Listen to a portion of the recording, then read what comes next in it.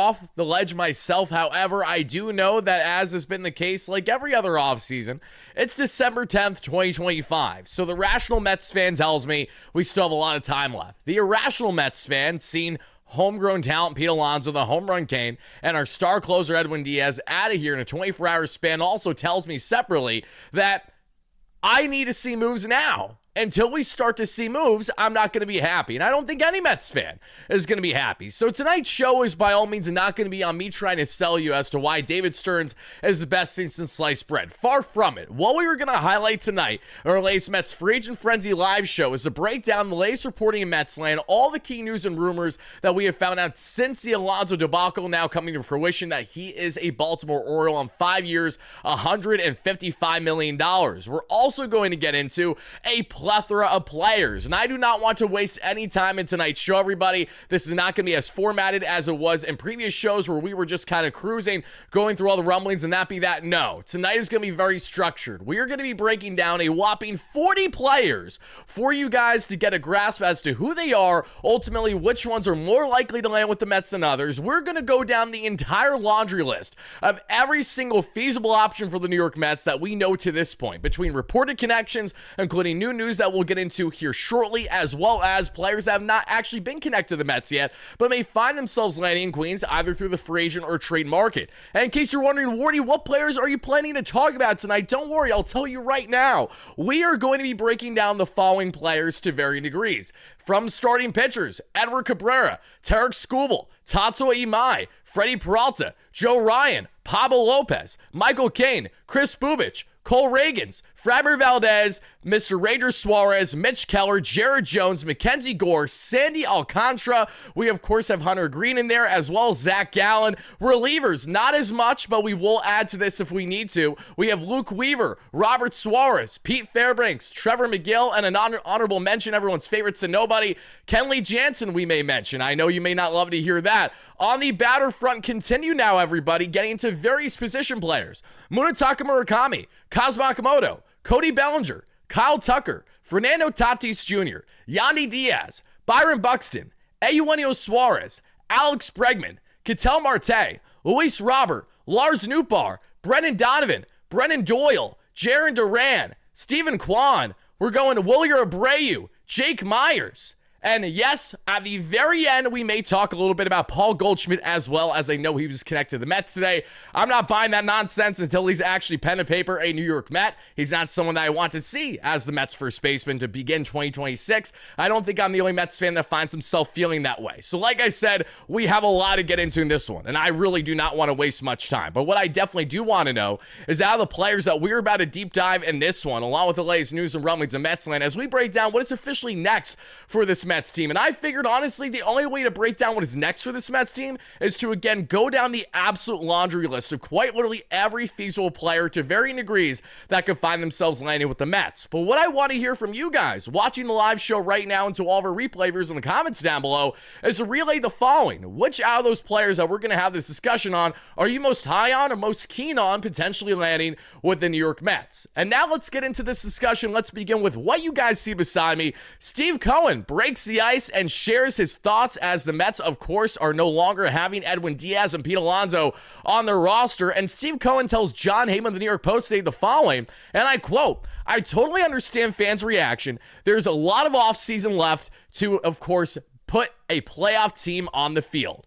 So what are the Mets going to do? What is the play for David Stearns and Steve Cohen? Because the Mets made it abundantly clear that they did not at all have interest in bringing Pete Alonso back, nor did they have a heavy interest in bringing Alonso back a calendar year ago. So this is not new news, but it's a continuation of more of the same.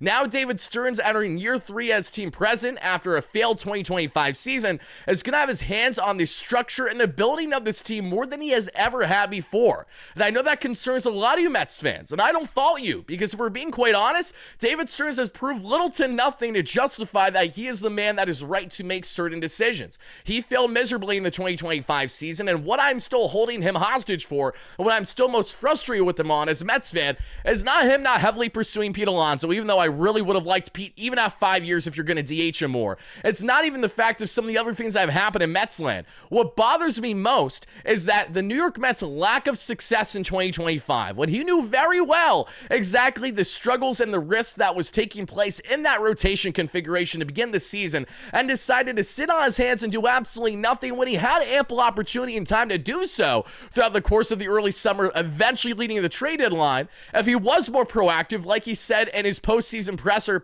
meaning not playoffs, but the season actually ended, that he would be more proactive in certain situations moving forward. If the Mets were more proactive, do the Mets make playoffs? They of course missed down the final game of the season while being 13 games below 500 from mid-June on this year. So there's a great thing to be had by saying that the Mets probably would have made playoffs if they were smarter with their rotation. And if they had all had a magical or deep run like they did the year prior, I'm led to believe that Edwin Diaz is probably still a New York Met right now. He chose the Dodgers because he's rain chasing. And the Mets, what do they have to sell him outside of giving him a record-breaking average annual value of a contract across 3 years?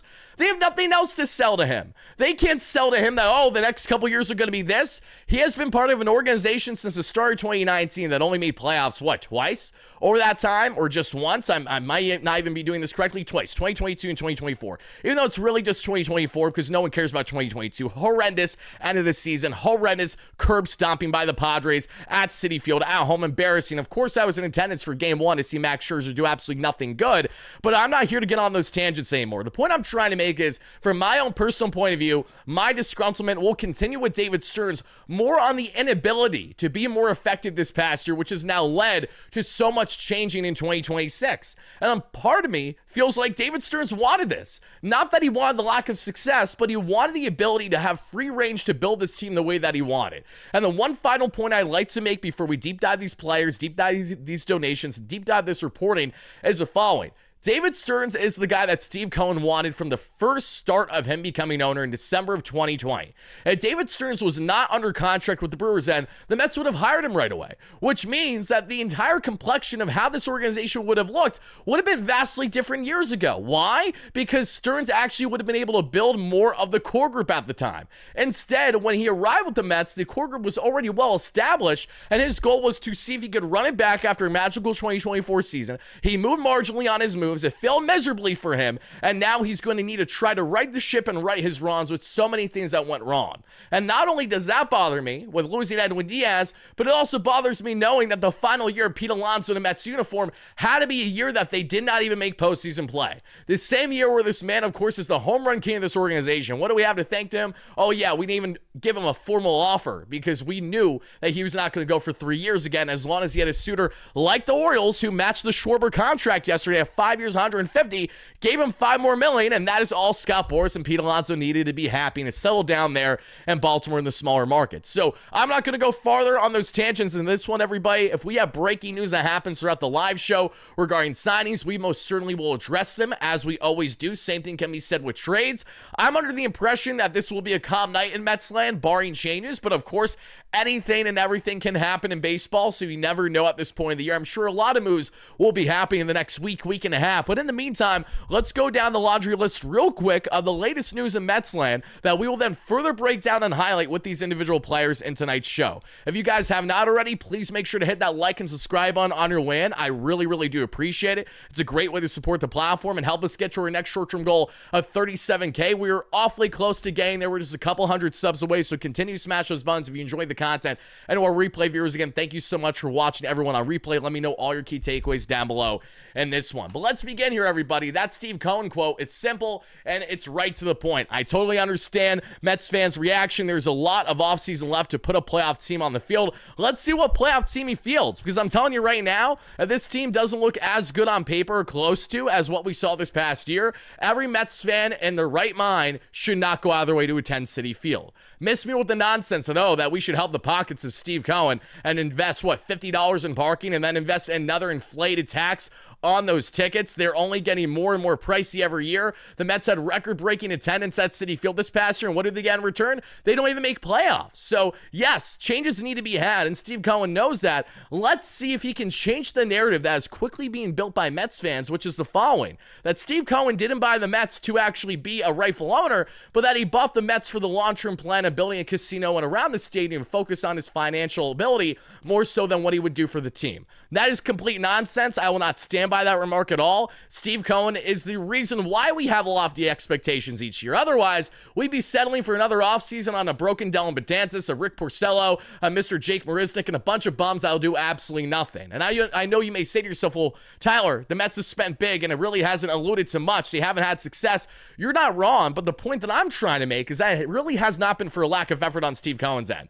This man is a year removed from signing the largest contract in North American sports history, and we're just supposed to disregard these things. I will not do it. A lot of slander is allowed, but for Steve Cohen and the casino nonsense, that needs to be put to bed. But the only way for this to be put to bed, the only way for that narrative to stop, which is constantly being built, is by doing the following. And I don't care that Mike Yastrzemski went to the Braves. Whoop-de-doo, Basil. Okay, let's move on here. I actually love that, if anything, because that means that there's a lesser likelihood of them landing someone of greater quality in that outfield. So I'm not complaining about that. But getting back to my point here is that the only way, again, for Cohen to change this potential narrative is to actually go ahead, flex the financial guns, and make big splashes this offseason. Outfield options for the New York Mets, there are an abundance of players that come to mind. However, there is a two-headed monster currently out there in the free agent market that trumps all, in my opinion, the opinions of many, and it begins here with Kyle Tucker. Listen, guys, I don't need to sell you too much on how good of a player Kyle Tucker is, but in case you need me to do, listen to the following. Not only did Tucker have a very respectable one-and-done year in Chicago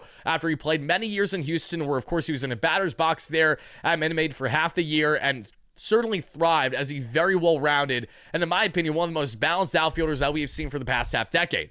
This is Kyle Tucker that's not only a World Series champion in his 6-game victory over the Philadelphia Phillies a couple years ago, but he is someone that, again, exemplifies as well-rounded of an outfielder as you could possibly want, especially in this year's market. The expectation initially as we entered this offseason was that Kyle Tucker would be getting right around a 10-year, $350+ million contract. However, as things currently stand, and mind you, currently is the key amplify of this word that I'm trying to highlight, what is currently now might not at all be the case 24 to 48 hours from now.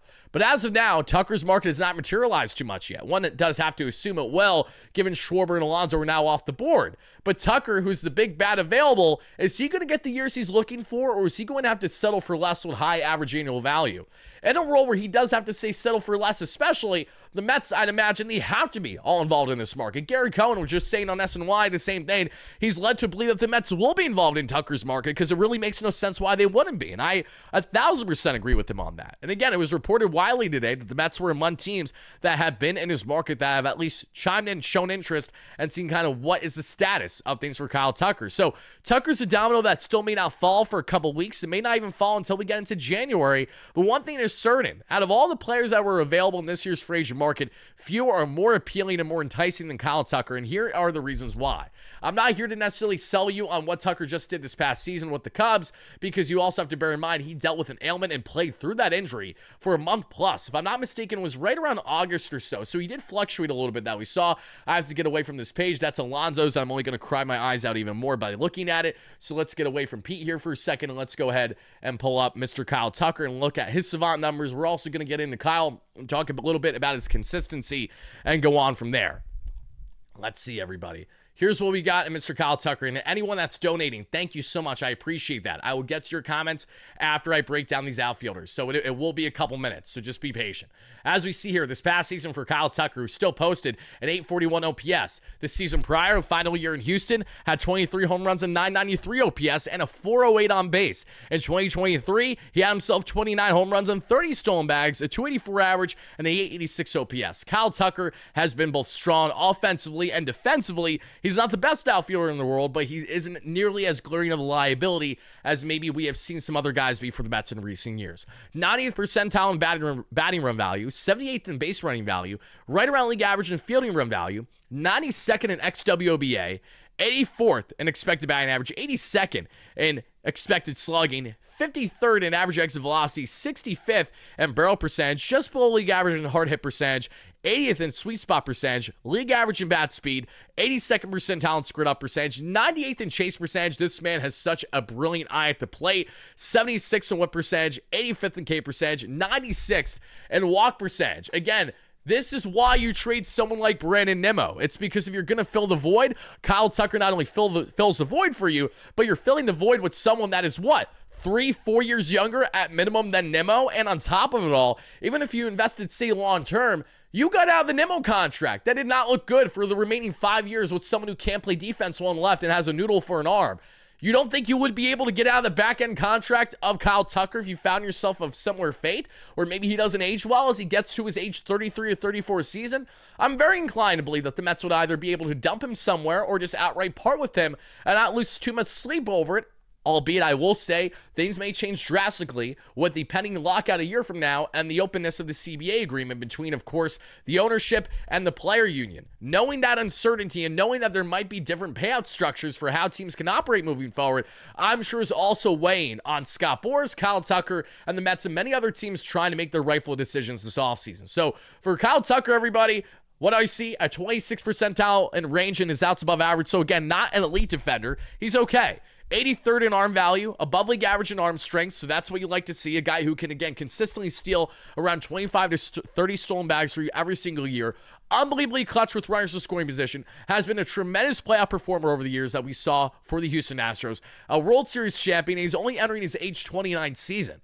And the New York Mets want to at all act in the fashion of the LA Dodgers. You need to not only flex your financial muscle with a player like this, but you also need to flex your ability with how deep of a farm you have now, which is why, even if, say, a world where the Mets do sign Kyle Tucker, they need to do more. They absolutely need to do more. And they need to make big splashes in various areas. Otherwise, it's going to be a terrible sell job to this fan base, as things are currently constructed, trying to suggest that this team is going to be something different than what they otherwise are looking to be, which is not a good baseball team yet again as we head into next season. So Mets fans, I'm going to ask you guys point blank, are you for or against going all in on Kyle Tucker this offseason? It's just a simple yes or no. Spam in the live chat. Thank you so much for doing exactly that. I really do appreciate it. Just go ahead and spam it, relay it right away. I want to know exactly how you guys are feeling. And for me, I like Kyle Tucker a lot. I don't like Kyle Tucker on a decade-long contract, but I also want the Mets to make moves of significance where they can land star talents. And Kyle Tucker is everything and then some on that front. And if the Mets land Tucker, then it's back-to-back years where they've landed the top outfielders in the free agent market, both of which are worthy of long-term investment, especially Soto, that goes without saying. But Kyle Tucker, people have argued for years, who's the better outfielder as a well-rounded player? Juan Soto or Kyle Tucker? These debates were heavily happening, especially during Tucker's great years there in Houston. So, again, I'm not saying it's a lock, a guarantee that'll happen. Your guess is as good as mine. But the Mets are in his market. That is notable, and I really do hope that they take it with the utmost seriousness on trying to land, again, one of, if not the best player currently out there right now in the free agent market. We know he ain't going back to Chicago, so let's go ahead and make something happen there. Now, if it ain't going to be Kyle Tucker, it might very well be Cody Bellinger. And I've told you guys this point blank since the start of the offseason. Cody Bellinger is the David Stearns fit.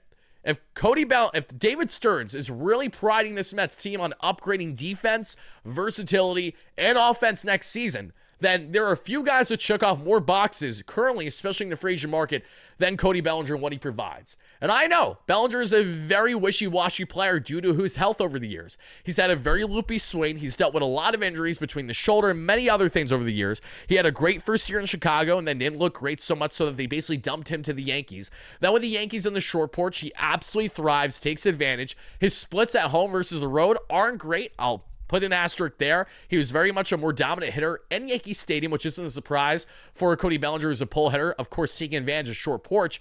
But here's why David Stearns and the Mets love Cody Bellinger. It's not as much about just his offensive upside, because we know he's a guy that can sit 20 to 30 home runs a year and give you anywhere from 75 to 100 RBIs, depending on how deep the lineup is, and of course, how successful your season is going to be. It comes down to the defense and versatility. Cody Bellinger is an anomaly in this year's market. He is the only player available that can play proficiently, above league average, 4 to 5 positions. No one else even comes close to this. And if you want to say who's the next runner-up, it might very well be Cosmo Akimoto that we're going to break down in tonight's show as well. So there really aren't many. And Bellinger's versatility and plus defense is what the Mets, I'm sure, are going to love most about him. He was a human highlight reel for the Yankees and left that we saw this past year. He can handle center. He can handle right. He, of course, can handle first base. So now that Alonso is no longer part of the fold, Cody Bellinger makes more sense than he ever has been before.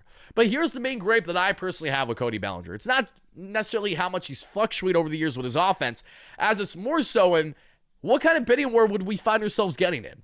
If Cody Bellinger is going to demand, say, 6 or 7 years, I don't love that. I really don't love that. And I don't think the Mets like that either. I think the Mets would prefer someone like Bellinger in the 3 to 5 year window. And I think that they would actually be willing to go 5 years for Bellinger in ways that they wouldn't for Alonso, for the simple reason Bellinger can help you in so many different ways. By having the ability to play 4 positions proficiently, you can use him as a Swiss Army knife in different spots, whatever is deemed best fit for the lineup configuration and for maximizing the roster. That's appealing to someone like David Stearns of the Mets. And I know you hate the idea of trying to have to replace someone at first base, but Alonso's more than likely never going to be a New York Met again. And I know it's so painful to say and hear, but once we understand and grasp that, it'll be easier, somewhat at least, for some of us at least, to move forward. Because again, we have no other choice right now. So Belly, what does he bring? 29 home runs, 98 RBIs, 13 stolen bags, 272, 334, 480 clip, a 5-WAR season, batting 25% above league average this past year.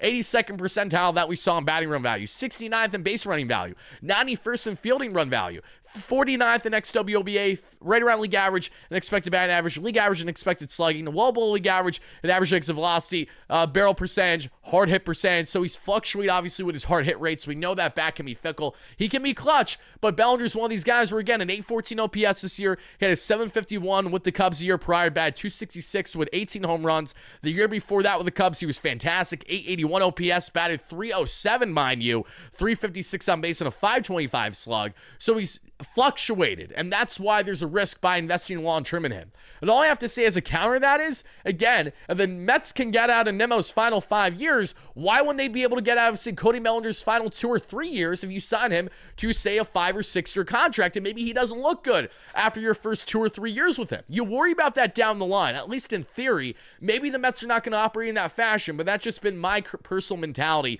when approaching this offseason from a fan point of view. 91st percentile in K percentage, elite, fantastic with his eye at the zone. WAP percentage, league average, 84th in whip percentage, just below league average in chase percentage, 72nd in squared up percentage, 76th in sweet spot percentage, and 20th percentile there in bat speed. Not great on the bat speed, and that's something that might not grade out well for Cody as he gets older. So how can the Mets combat that? We would just have to wait and see, but this is the greatest appeal of all.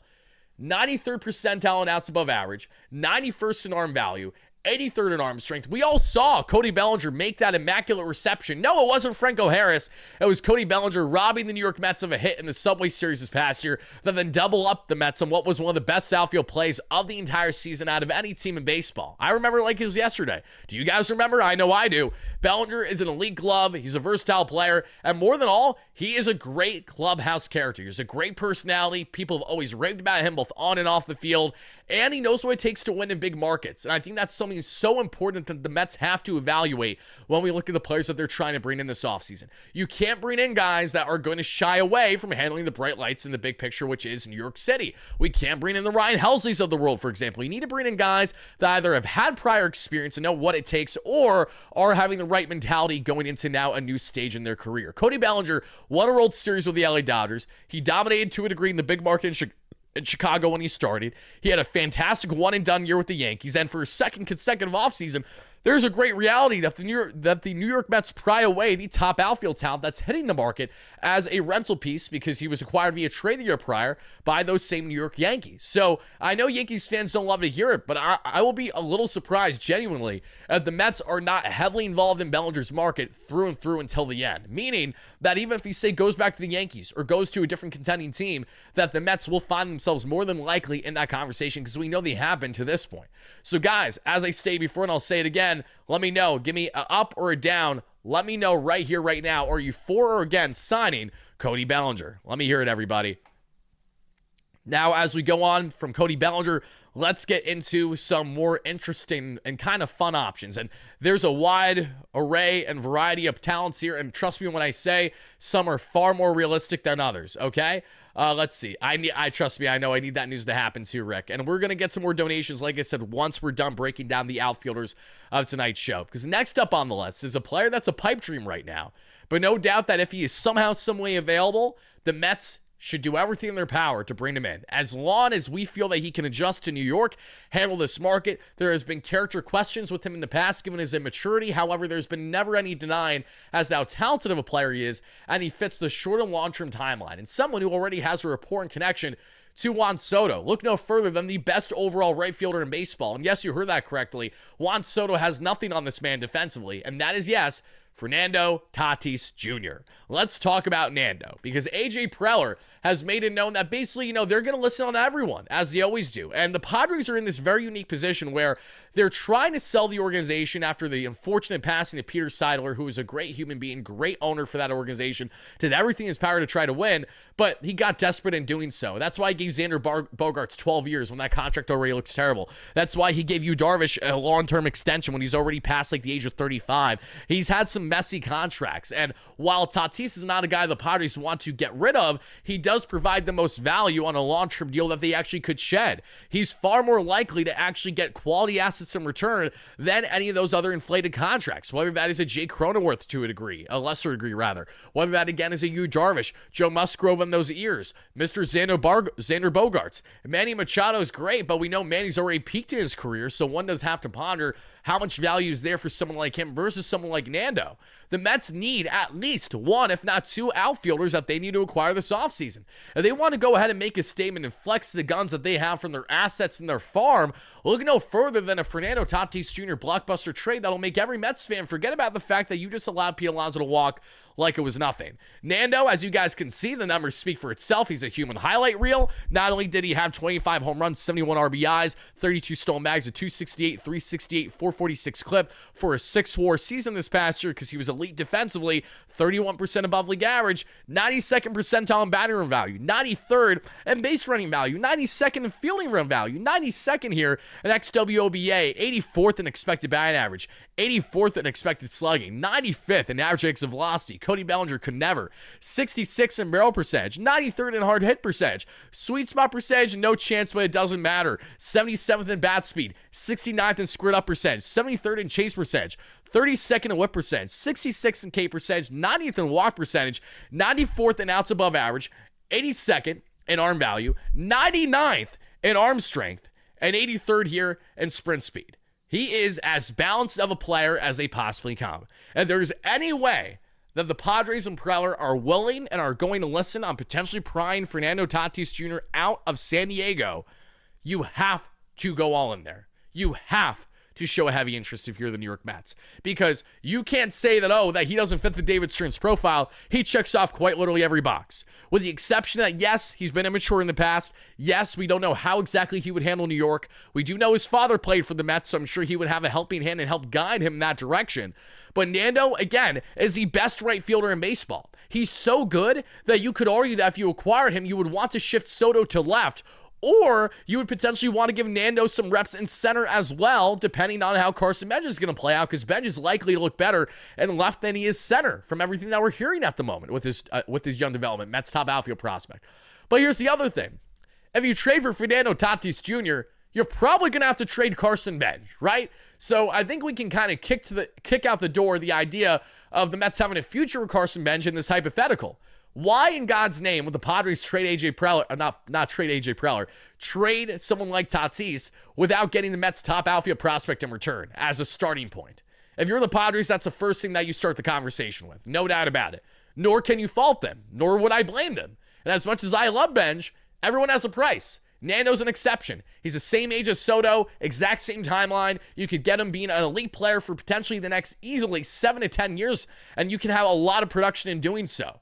That is the type of player that changes the game for this team, not only on the defensive end, on the base running end, but also on the offensive end in ways that will help supplement and replenish the power that we have lost with someone like Pete Alonso. Now, again, is anyone going to find himself in the same regard as Alonso with power?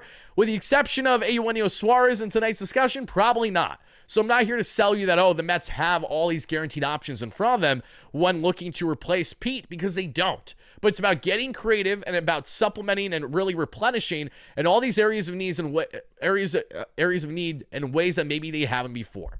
So now, guys, let's go on. Let's continue. Give me a simple yes or no, a yay or a nay. Are you for or against the Mets doing everything in their power to trade in a blockbuster deal to bring Fernando Tatis Jr. here to Flushing, Queens? I'm not saying it's going to happen, but we were talking about 40 different players tonight. So we're going to go through guys that are likely and unlikely. He falls more in the unlikely category, but in the time being, we're going to talk about him.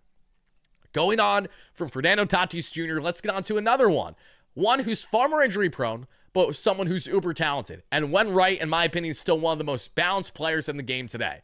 That is Byron Buxton. Now, the Twins, we have seen reporting that the Twins are reluctant to trade Buxton, Joe Ryan, and Pablo Lopez, because God forbid if that small market team knew how to competently ran, but of course they much rather prioritize getting nice payday to begin the season, getting butts in the seats just for them to do absolutely nothing again and fool their fan base into thinking that they were doing just enough to be a good team when they're not even going to make playoffs. Miss me on the nonsense that they're even going to get themselves in that conversation. Buxton, we know you can call him Mr. Glass, or you can call him Paper Mache, you can label him whatever you want. I'm not here to defend his lack of health over the years. He only has a couple seasons in his career, over north of a decade span now, of playing 100 plus games.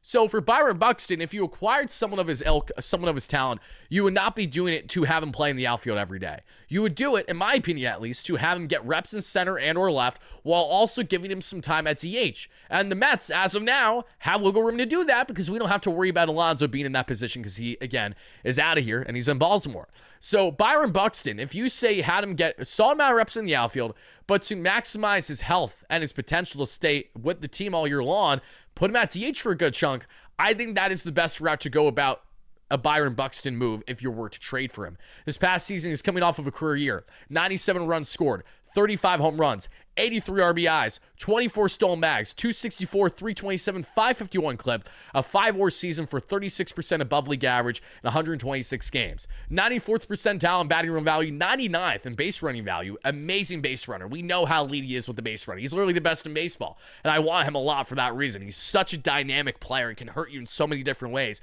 And Yastrzemski landing with the Braves makes me happy because that is a sign of a lesser likelihood, as of now, knocking on wood, of a Byron Buxton maybe getting traded to his hometown favorite team in the Atlanta Braves.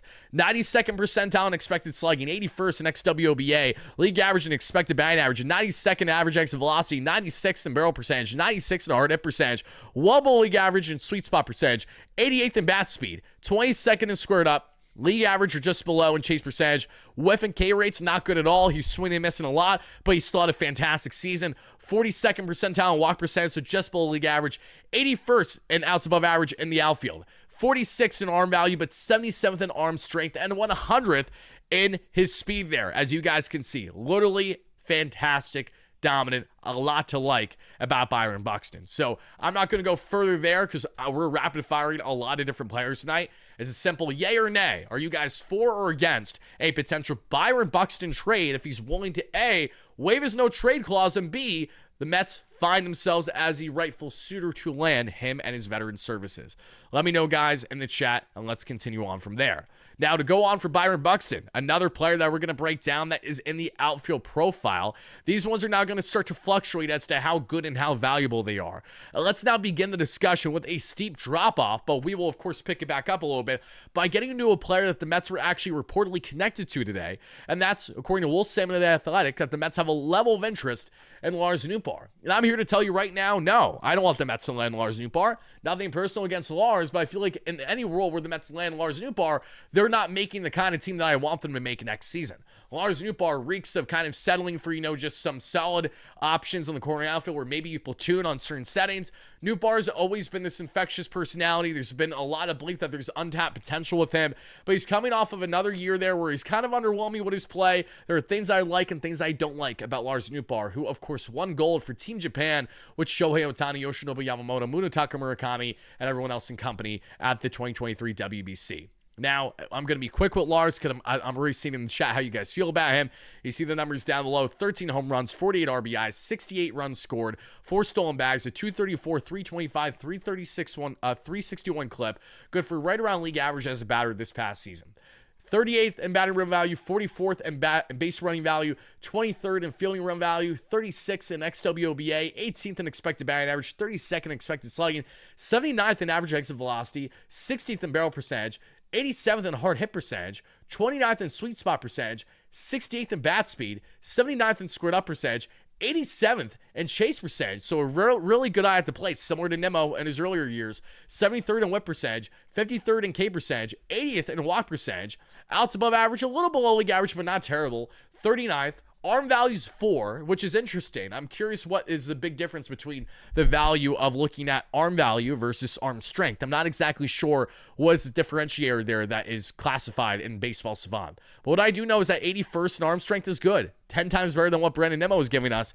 But I think it goes without saying most of you guys are more in favor of the Mets doing more there in the corner outfield versus someone like Lars Nootbaar, who feels like that we're taking a slight step back, or at absolute best, moving lateral for that position. So I'm not going to expand on it much more than that. My guy, Mikey Perez, thank you so much for the dono, for becoming a new member. I really appreciate that. Now, we're going to talk about one other outfielder that, doesn't have the best track record over the past year or two, however, has a ceiling and an upside far greater than Lars Nootbaar, and someone that the Mets really do still like, and someone that I will not be shocked at all if the Mets still land in the end. Folks, the Mets missed out on him on the trade deadline, but I think they still want him. It's been reported they still want him. Luis Robert. I know. We get a lot of comments. Wardy, no, my eyes. Luis Robert again? I don't want Luis Robert. He's terrible. He's this, he's that. Listen, I hear you. I get it. I'm not trying to pitch to you on what Robert did greatly the past 2 years. The only thing I can say what he's done well the past 2 years is that he's raked against lefties. He's been at least like 20% above league average in that regard. So Robert in a platoon setting makes a lot of sense. He's appealing. He's also appealing as someone that even on a $20 million contract right now, because that's how stupid the White Sox are with their payout structure for him, after not trading him, mind you, when they should have.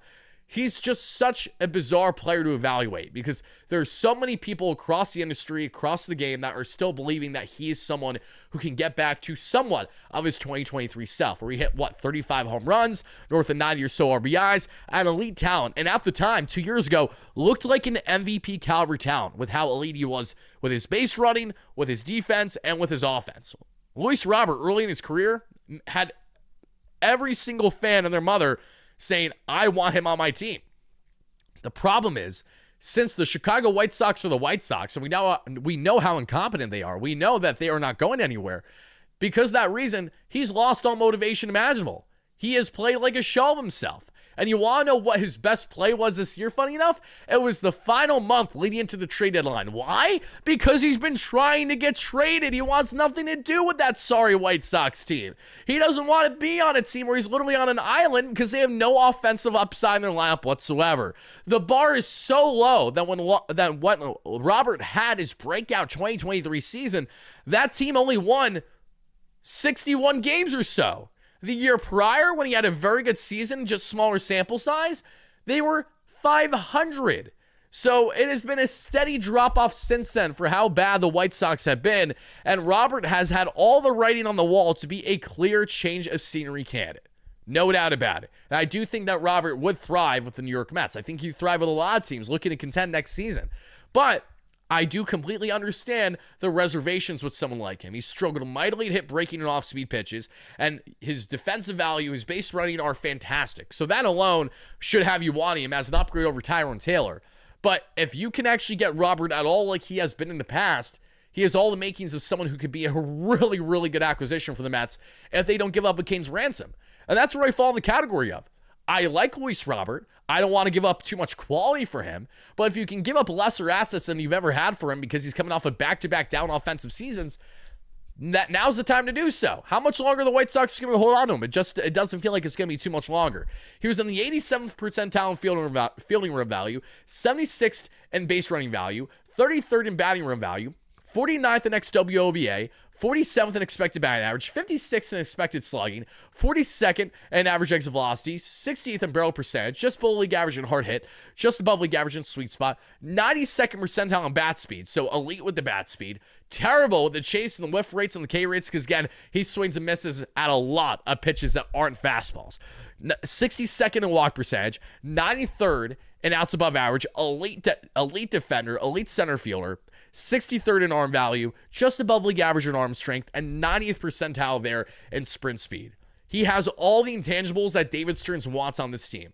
That's why Stearns pushed really hard to land him at the trade deadline. Why didn't it happen? Because unfortunately, the White Sox were schmucks and were asking, hey, We wanted Jonathan for him. And the Mets promptly said, pardon my French, kiddos, and I'm not going to say, I won't F-bomb right now. F out of here, is simply put. So, Robert's someone the Mets have circled back, but they've showed continuing interest as we've headed into the offseason. If you can get him at a reasonable price that is not going to at all hurt your farm too much, because you know how deep your farm is, he's more than a guy, more than likely, someone that I think could thrive here. But, like anything else, if you land Robert, I don't want to settle with just Robert as the outfield acquisitions. If you do that, I'm already not feeling good about next season. You would have to add Robert for the purpose of still adding someone else who can help you have quality in this outfield. And then you figure out Carson Bench as the year goes on, because there's a world where if Robert maybe doesn't perform well with the bat, but looks great defensively, he could essentially replace Tyrone Taylor's role, do it at a greater job, have a greater upside and ceiling, and you could kind of platoon to a degree him and Carson Bench depending on how they deem best fit. That definitely is something that could be of the realm of possibility. If I'm not mistaken as well, don't quote me on this, everybody, Carson Bench is a lefty bat, is he not? I believe Bench is a lefty bat, and that will also entice the Mets to maybe actually want to amplify that platoon setting next year, where Bench looks great out of spring training. Who's not to say that maybe they want Bench to face mainly right-handed pitching and they have Robert face mainly left-handed pitching? I know it might be counterintuitive for Bench in his early development, but I'm just saying for the sake of kind of maximizing the roster and getting creative, that is a route that maybe they may find themselves going down. So simply put, everybody, give me a simple yay or a nay, yes or a no. Are you for or against a trade for Luis Robert this offseason? Let me know it. Spam it in the live chat, everybody. And thank you so much for doing exactly that. Going on from Robert, let's now get on to the next man that we got to break down in this one. And this is another player that you're really not going to be inclined to hear about much, so I'm going to speed run him. It's Brennan Doyle. Brennan Doyle is a very good defender, an upgrade over Tyrone Taylor. If we're talking about upgrades over Tyrone Taylor, Brennan Doyle falls in that category. But he isn't much more than that. And because of that reason, I don't want Brennan Doyle unless Brennan Doyle is going to come in and basically be the Tyrone Taylor replacement. He's not a free agent until 2030. He has plenty of club control. The bat did not have a good year this past year. But I will say, even while playing in Colorado half the year, the Rockies suck miserably. There's no protection in that lineup at all. So there's something to be said on how would he look if he's actually in a deeper lineup. However, that's really as far as I can go when it comes to playing devil's advocate. Brennan Doyle is entering his age 28 season. He's in the 93rd percentile in fielding run value, 78th in base running value, 12th in batting run value, well below league average in xWOBA, 29th in expected batting average, 42nd expected slugging, 48th in average exit velocity, 65th in barrel percentage, 56th in hard hit percentage, 29th in sweet spot percentage, 28th in bat speed, 56th in hard hit, if I didn't say that already, 57th in squared up, 35th in chase percentage, 17th in whip percentage, 22nd in K percentage, and 16th in walk percentage. Don't love that. But here's why the Mets would trade for Brennan Doyle. And if you're wondering, Wardy, why in God's name are we talking about Brennan Doyle today? Simple answer. Reports came out today that the Mets are among teams in his market currently. I can't say that they're heavily in his market. I just know that they are in his market. This guy has an OPS of 590 outside of Colorado. Yeah. Again, I'm not here to try to sell you on his offense. What I'm here to talk about is his defense. Because look at this. 91st in outs above average. 99th in arm value. 97th in arm strength. And 96th that we see there in sprint speed. He has all the makings of what Stearns wants, but he needs the battle on with it. Now, I will preface, Doyle in 2024 had a very good offensive season. So maybe that's something that the Mets look at and say, if Doyle's in a deep lineup, he could really thrive here. He had a 260 average, a 317 on base, a 446 slug for just under an 800 OPS in 2024, but that included 23 home runs and 30 stolen bags. And he's still just getting his career started. So again, if I'm going to at all play devil's advocate for someone like Brennan Doyle for the most part, that's what I just have to say. You're banking on him to have a bounce back season in 2026 on a team with a much deeper, aspects of their lineup in ways that the Rockies can't even comprehend. And you're adding the best center field defensively in the game right now. And that arm strength, I mean, literally, Brennan Doyle would be an elite center fielder for the Mets. The problem is, what are we getting in the bat? Because what do I see? A 65 WRC plus, almost 40% above league average this past year. It leaves quite a bit to be desired. Oh, see, this is good context. I really appreciate this. If this holds true, and this is terrible news if this is true, I'm going to retract some of the things I've said negatively about Brennan Doyle. Someone in the chat just said, Him and his wife unfortunately lost their unborn baby this year. That's why he had an off year. If that's accurate, then this is more than enough of being justified, okay? I can only imagine. And I'm thinking of him and his family now that I'm hearing that, if that's actually true. If that's legit, then not only did he not have a good lineup to play in, but he also had mental adversity that he's never faced in his career.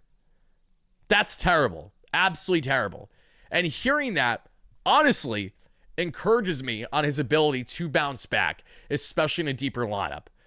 So that changes everything. Like, if I'm being completely honest, that changes everything in my perception of him. Because that tells me that Brendan Doyle, if he had the right mentality this past year, he probably would have had an eerily similar season, if not better than what he had in 2024. So connecting the dots there, I will now say I'm actually having a little bit more of an appetite for Brendan Doyle. I don't hate the idea of him. Again, he is damn good. He's like the best center field option you could possibly get right now when we talk about defense, sprint speed, all the tangibles that we know that David Stearns loves. And if you look at how he performed in 2024, guys, this is more than respectable. We would take this in center field every day of the week over having the stupid platoons of Tyrone Taylor, Harrison Bader, Jose Siri, even Jeff McNeil, you name it. The bar is so effing low in center that if the Mets are going to go down a route for someone that has upside, that's controllable, and is elite defender and base runner, then that's the route you go to. I don't hate it. He's not my personal preference. He's not my favorite pick, but I feel a little bit better about it, if I'm being honest with you. Knowing that context, and that's very important. Guys, let me know. It's as simple as this. Are you for or against a Brendan Doyle trade, as the Mets are actively in the market for him? Let me check my phone real quick, because you guys are telling me to check some things. Let's see this. All right, guys, let's go ahead and get into this one. Brendan Doyle. I see more pros in him than I thought I otherwise was seeing, truthfully. And when you bear in mind how low the bar is in center, it really isn't that bad. It really ain't. Like, it actually makes a lot more sense the more that I talk about it. So whoever mentioned Brendan Doyle in our live stream yesterday, thank you. Sincerely, thank you. Because I ragged on him initially, not knowing him too well. Doing more than the homework, that's an important thing. The only way for me to get better at this is to, of course, increase my knowledge.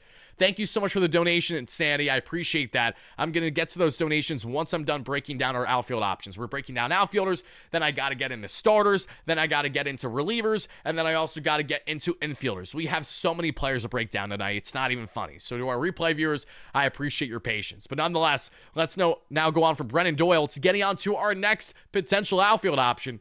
That's Jarren Duran. Jarren Duran's a fun player, guys. I like Duran quite a bit. I think he's kind of one of these guys that brings moxie, that brings flair to the team, and someone that, in similarity to Jesse Winker, can kind of bring those certain aspects to both on and off the field that I think would bode well for this Mets team. And what's fascinating about Duran is that in 2024, he had like a north of a 7-WAR season. He was elite defensively, elite with his base running, and elite with his bat. In 2025, things took a step back for him, and a lot of it may have had to do with the fact that we saw the Red Sox maybe not love Duran as being part of their future. He was heavily involved in trade rumors leading up to the trade deadline, and he obviously has been involved in plenty since. So let's go ahead and break down more on Jarren Duran as to what he can provide. Because this season, as you guys can see, he had himself 16 home runs, 84 RBIs, 24 stolen bases, a 256 average, a 332 on base, a 442 slug, a 4-WAR player, 11% above league average. Playing light there for Duran, but in 2024, he had himself 21 home runs, 34 stolen bags, and an 834 OPS. The year prior, in half the sample size, he had an 828 OPS. So there are plenty of things to like about Jarren Duran, but for me, what is very important is that if the Mets brought someone like Duran in, how much defensive value are you getting? Because when I tell you this man fell off a cliff in 1 year defensively, I wish I was lying, because I'm really not. Look at this. This is his 2024 season. 96th in batting run value, and 98th in base running value, 95th in fielding run value, well above league average in every statistic here, and when he's not, he's right around league average. But then 95th percentile in outs above average, 86th in arm value, 75th in arm strength, and 96th in sprint speed. Again, he was roughly a 7-WAR player or so that season. Amazing. He literally had a breakout year so effing good that people were thinking, oh my God, Jarren Duran is quietly one of the best outfielders in baseball right now. And he can lead off. This is true. Yes, there are a lot of aspects to him. So what happened in 2025 to make Jarren Duran go from being amongst the most elite outfielders in baseball to fast forward a season later and falling off a cliff? 10 percentile, 18 percentile rather, in outs above average. Still elite arm value and arm strength, and still a very good sprint speed. But what happened with that defense? You can't say it had much to do with injury. He played 157 games this year. One does have to wonder, was confidence an issue for Jarren? I mean, Jarren is one of the most outspoken players we've seen in the league. In case you guys don't know his story, Jarren Duran has famously spoken about his struggles with, actual depression and suicidal thoughts in the past. He's been very blunt and saying. He's been in the darkest places imaginable before, and it wasn't that long ago. I wonder how much his mentality fluctuated throughout the year. Also, knowing the Red Sox were really trying to configure a lot under Craig Breslow this year in their outfield configuration. I know that Duran has played a little bit all over the place, so I wonder how much that's factored in. But again, his defense just fell off a cliff this year. So for him, I love a lot of what he brings, but I just don't know if that defense is a lock to bounce back or not. He's a guy that looks like a perfectly fine profile for left field right now, but is he the guy for the Mets if they're going to add an outfielder? I'm not sure. Green Monster, hard to play. But no, maybe. I mean, maybe you could see that, but how do you go again from basically being the best center fielder, outfielder in baseball to then the next year to falling off a cliff as much as he did? It's hard to see. So I'm trying to connect the dots, but all this is to say, I do like Jarren Duran. I think that he's a solid player. And if the Mets landed him, I would not be overly upset. There's plenty of 98th percentile in base running value, 87th in average exit velocity, 86th in bat speed, a little bit below league average as he was chasing pitches more this year, but still a solid season. Not an elite season, but a solid season. So guys, give me a yay or a nay, a yes or a no. Are you for or against Jarren Duran as a trade fit for the New York Mets from the Boston Red Sox? As you may wonder, what would the Mets have to give up for someone like Jarren Duran? It could be a situation where it's kind of a need for need thing. It could be a circumstance where, especially the Red Sox who are still looking for more pitching, is there a world where the Mets could say, we'll give you David Peterson, give us Jarren Duran, and maybe we need to add a little bit more as a sweetener? And I say this in the world, in the hypothetical, that the Mets would trade Peterson knowing damn well that they're replenishing the rotation by adding someone of greater quality there, either through the free agent market or the trade market. But, Will Salmon of The Athletic highlighted over the past 24 hours that he thinks it makes a lot of sense, knowing that the Mets are listening in on Peterson, that a kind of win-for-win deal, where both teams are kind of upgrading in different areas, fitting areas of need, could be feasible, could make sense. So if the Mets went down a route like that, I don't hate that. I really don't. I don't know how much of an appetite the Red Sox have for such a thing right now. I know they want more pitching. I don't know where they stand on David Peterson. Maybe they look at David Peterson and say, you know what, David? You made your MLB debut in the shortened 2020 season, and you dominated on the same Fenway mound. In case you guys don't know, David Peterson got called up straight from Double-A to the bigs and made his debut and had a very rock-solid outing in Fenway Park for his first start ever. Maybe it's a sign that's time to ship David to Boston. I don't know. I guess we'll just have to see. Again, let me know if you're for or against Jarren Duran via trade. Now, another teammate we're going to get into, Wilyer Abreu. And again, thank you guys for the comments. I appreciate that. I'm going to get to your donations as soon as we're done wrapping up the outfielders.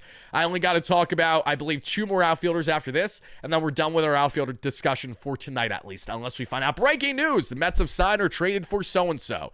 Okay. Wilyer Abreu, another fun player from the Boston Red Sox that's been available in trade that we have seen, and someone who's coming off of a pretty damn good year for the Red Sox this past season. So let's break down Wilyer and let's see if he is someone that actually makes sense for the Mets. We have heard rumblings this offseason that, again, the Red Sox are having a surplus. You know how the Mets have a surplus of infielders? The Red Sox have a surplus of outfielders. And because of that, they're hoping to trade at least one of those outfielders this offseason to help address more of an area of need. And Abreu's coming off of, again, a very solid season. When we take a look at the following, take a look at the numbers with me, I don't hate it. And another guy who's elite defensively. That's what you want. You want a guy that can be a Swiss Army knife for you, plenty of club control, not a free agent until 2030. He's coming off of a season of 115 games because he dealt with some injury, I'd imagine. 417 plate appearances, 53 runs scored, 22 home runs, 69 RBIs. Nice. 6 stolen bags, 247, 317, 469 clip for a 2.4 WAR season and 10% above league average as a batter. So, Wilyer Abreu, again, is he the star that you're looking for? No, but he'd be more than feasible as a quality outfield option. He would not be a bad pickup. I want the Mets to shoot for the stars first before they go ahead and maybe settle for someone like him. Not that he's bad. I just, like most of you, I would love a Kyle Tucker. I would really like a Cody Bellinger. I would like a lot of these other bigger names out there currently, understandably so.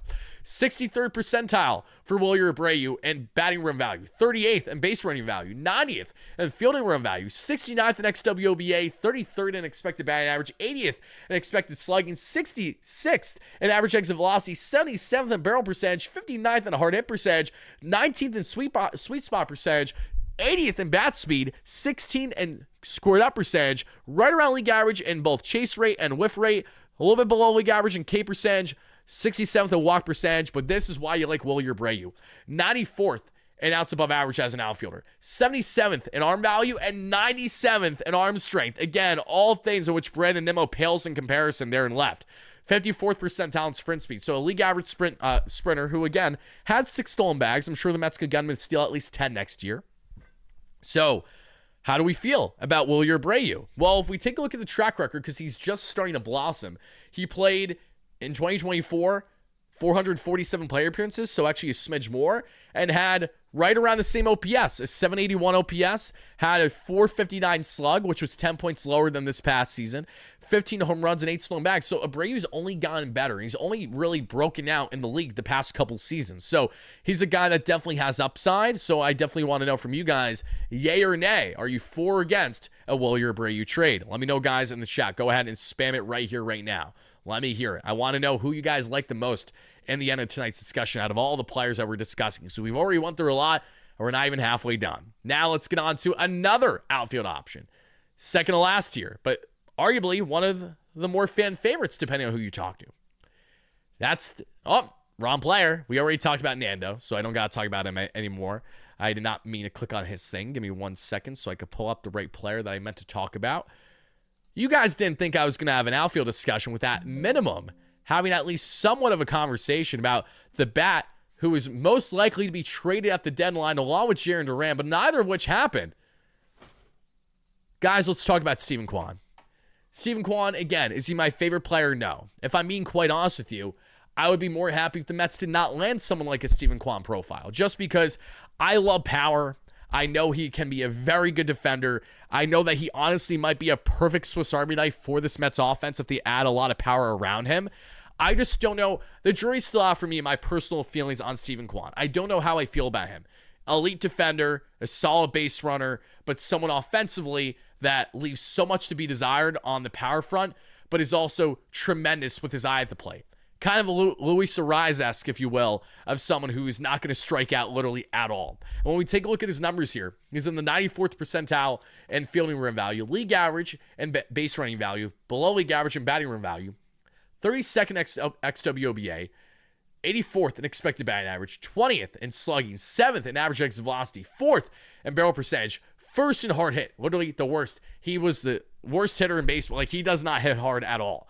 93rd in sweet spot percentage, 1st in bat speed, the slowest bat in the game, 99th in squared up percentage, 83rd in chase percentage, 100th in whiff percentage, 99 in K percentage. He is exactly what you would think if you think of the early years of Jeff McNeil and the early years of Brandon Nimmo. Tough mofos, guys that you simply cannot get out, that are going to warrant either getting on base with a walk or they're going to get on base with a nice little slap of a contact hit, whatever the case may be. So Steven Kwan, there is appeal to him. Now when we look further, look at the defense.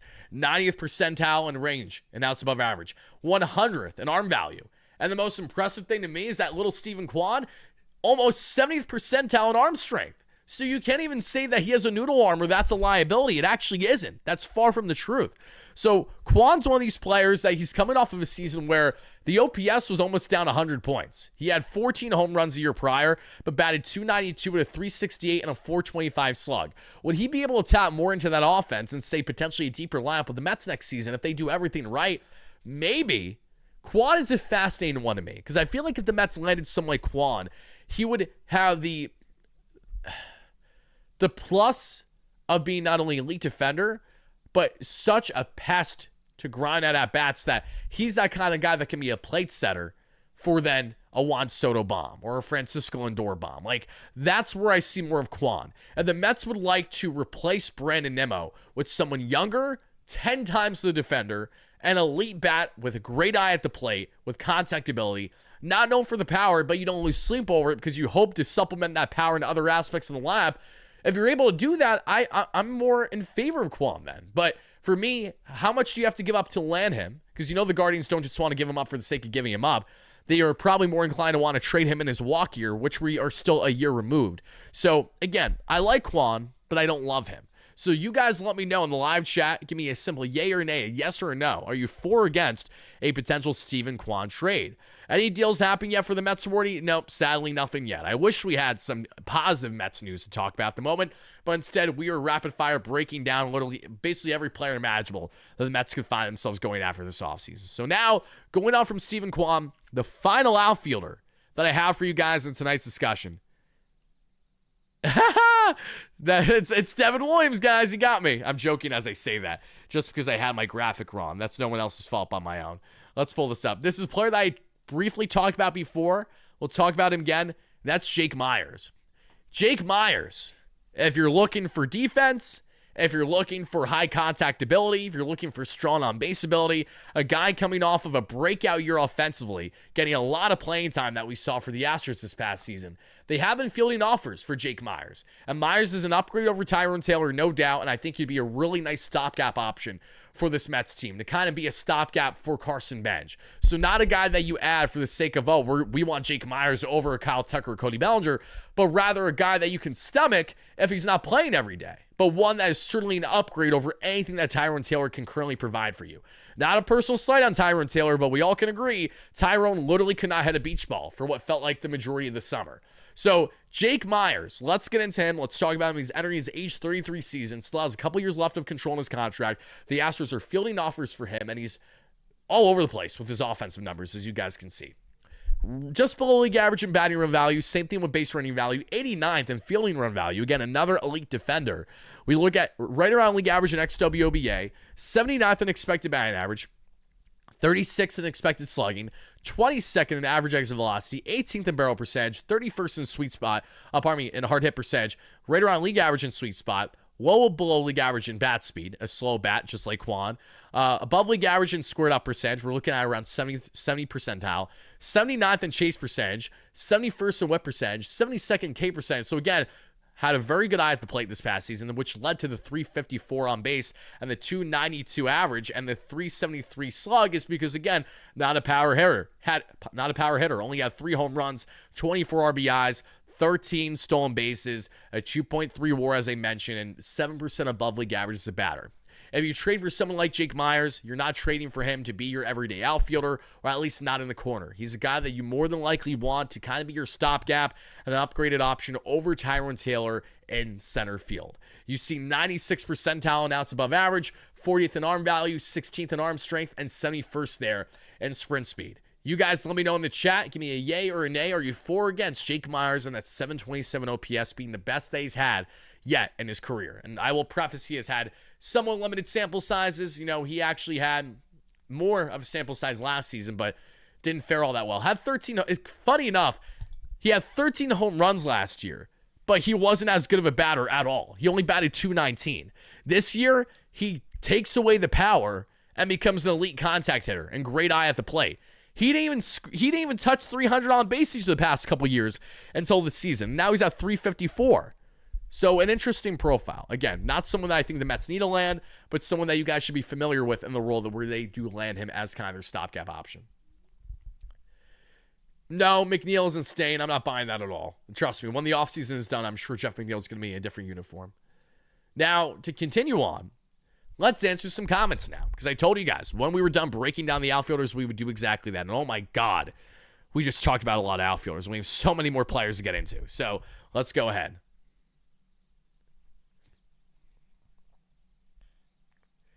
Mike Francesa is apparently relaying that the Mets are in multiple markets for trade talks. Yeah, I'm not surprised by that. That's common sense. I don't need the GOAT Francesa to relay that to me, but I appreciate the comment nonetheless. Let's go ahead and let's get to some of these donations, and then let's continue on. If you guys not have done so already, please make sure to hit that like and subscribe button on your way in. I really do appreciate it as we're breaking down everything here in Metsland. That Savant page that we just broke down is of Jake Meyers of the Houston Astros. Now let's go ahead and let's get to these donos, and then we'll continue on from there. All right.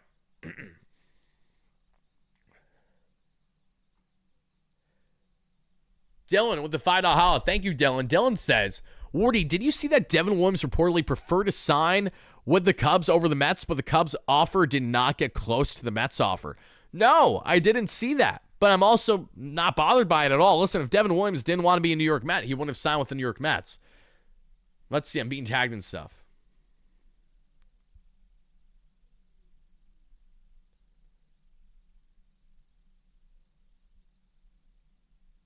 Oh! Well, this is interesting. I can't say I'm overly surprised to see this. But we have some news, Mets fans. And you know what? We're going to deviate away from the structure. I told you guys we were going to go to starters next. I lied. We're not going to do starters next. We're going to do infielders next. Shout out to Justin on X for tagging me in this. I appreciate that. We will address that here in just a minute. Let me finish these donations and go from there. Yeah, no, I was actually unaware regarding Devin Williams having a preference for the Cubs. Thank you for telling me that. I appreciate it. That doesn't really change my viewpoint in regards to Devin at all. We just have to hope that he can handle New York after, of course, adjusting this past year with the Yankees. So, if you could do me a favor, though, Dylan, if you follow me on X at all, please tag me and what you found that from. I'd really appreciate it, just so that way I'm in the loop on all this as well. As we continue on, Carlos with the $10 donation. Thank you, Carlos. Cohen stating that there is plenty of offseason build. This team is hopeful. This isn't the Wilpons. All we can do is wait for the next move. There's value to fandom. I hope Stearns gets this. As do I, my friend. Listen, the Mets owner and president both grew up diehard Mets fans. You'd have to hope that they're going to steer us in the right direction.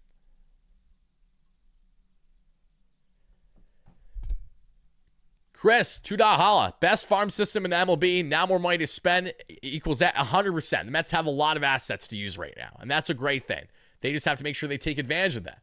Yoshima, $5 holla says, I currently have no hope in David Stearns, but that doesn't mean I won't get that faith back. Make a meaningful move, and we back. Agreed. We just need to see him prove that he can build this team the way that we need him to build it after losing our star talents. It's as simple as that. But again, us saying it's simple does not necessarily equate it to being a simple process to actually make these moves to come to fruition, obviously. Alberto with the $5 holla. The fan base kind of thinking is what will keep the Mets weak. If you guys just want to play simple backyard baseball, then bug off. We need change. We do need change, and I don't disagree with that. Thank you for that donation. Stearns wants to sign and trade for players under 30. This is true. He would love talents that are controllable as well. No doubt about it. Let's see. Mikey, $5 holla. Great member. Thank you again, Mikey. Wardy, do you think the Mets' new approach to negotiations is discipline or stubbornness? I think it's both. I think Stearns has been behind the eight ball with certain negotiations. I think he's been rightful and right where he needs to be in others. It depends on exactly who we're referring to right now. Feels like the game they're playing with these guys backfired. With Diaz, to a degree, yeah, but at the same time, the Mets weren't going to bid against themselves, and Diaz also made it clear that he wanted LA and he wanted a rain chase. You know, I think the context is so important when we evaluate the departures of certain players because they can be very different from one to another. The Mets did not at all want Alonso back for over a year, beyond a couple of years, and that tells you what you need to know and how they view him, inside and out, for better or for worse. They had their reservations. Diaz, they always wanted back. Diaz, they thought was going to come back, and Diaz slighted them by going to LA. Let's see here. Thank you for the donation with the Fire Stern stuff. Appreciate it. Let's see here. Zig, $2 holla. Mets will sign no one if they're not going over 3 years. I disagree. The Mets will absolutely sign people this offseason, even if they don't go beyond 3 years. But goes without saying, if you try to think rationally about any free agent you try to land, you will always come up in third or fourth place, i.e. Andrew Friedman's quote from 2016 when he was still in Tampa. Insanity, $10 holla. Thank you so much for that from earlier. Wardy, been a while. Man, this season took me by surprise. God bless this team and your family these holidays. Thank you so much. I appreciate that. Wishing you and your family the best this holiday season as well. Yeah, to say it took us by surprise, I think would be a little bit of an understatement. Yoshima with the 2 hala. Green Monster. Hard to play balls off of it. Yep, and that was in reference to Jaron Duran in our conversation. Thanks for all the great videos. Michael, thank you for being a great member. I appreciate you a lot. Thoughts on Adrian Morejon? I love Adrian Morejon. The problem is, I don't know if the Padres are going to trade Morejon. Don't get me too excited, because I'm not going to lie, I love Adrian Morejon. And the fact that you said that, I'm actually putting his name in my notes right now, because Morejon would quite literally be my favorite reliever that the Mets could trade for. You want to know why? Adrian Morejon is a absolutely dominant, flame-throwing lefty. What do the Mets need in their bullpen right now? They need a lot. But what do they need as part of the pieces of the puzzle? They need a southpaw that can throw above 93, 94, okay? And not a guy that sits low 90s, like what Brooks Fraley and AJ Minter do. Adrian Morejon is a dog. We've seen him carve our asses up in San Diego many times each of the past couple seasons. Morejon is fantastic. I would love him. Absolutely love him. Make it happen. Derek Quintana, $2 holla. F it. Give me Joey Gallo and Trevor Bauer. We've gone to scary hours, haven't we? Thank you for that donation. Yes, Joey Gallo is a pitcher now, and teams have interest in him. And no, I'm not joking. That was reported today. All right, guys. Let's go on. Let's talk about the infielders. Let's see. What was the effing news that you found out on Twitter? Why are you saying, oh, this is interesting, then you're not telling us? Because I need to finish answering donations. Calm down. I'm not in a rush with this stream. Are you in a rush? If so, I apologize, but that makes one of us. I got a lot to talk about tonight. So, without further ado, let's go ahead and let's break down what the reaction was. Why did Wardy act the way that he did? Well, news came out, and we will start by having the conversation regarding this player, and shame on me, because I should have had a graphic for him tonight. That was definitely a miss on my end, truthfully. Let's go ahead and talk about him. We will talk about him probably more in content tomorrow. But this is a player where I don't know how I feel about him, because he did have a good year this past season at first base, but again, I don't know. I don't know how I feel. I don't know. Well, let me pull it up.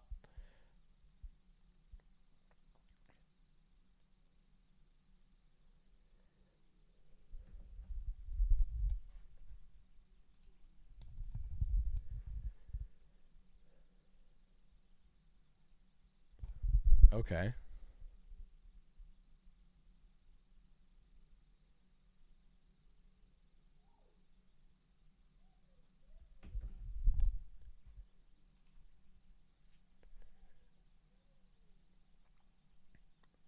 Okay, folks, here's the news. Buckle up.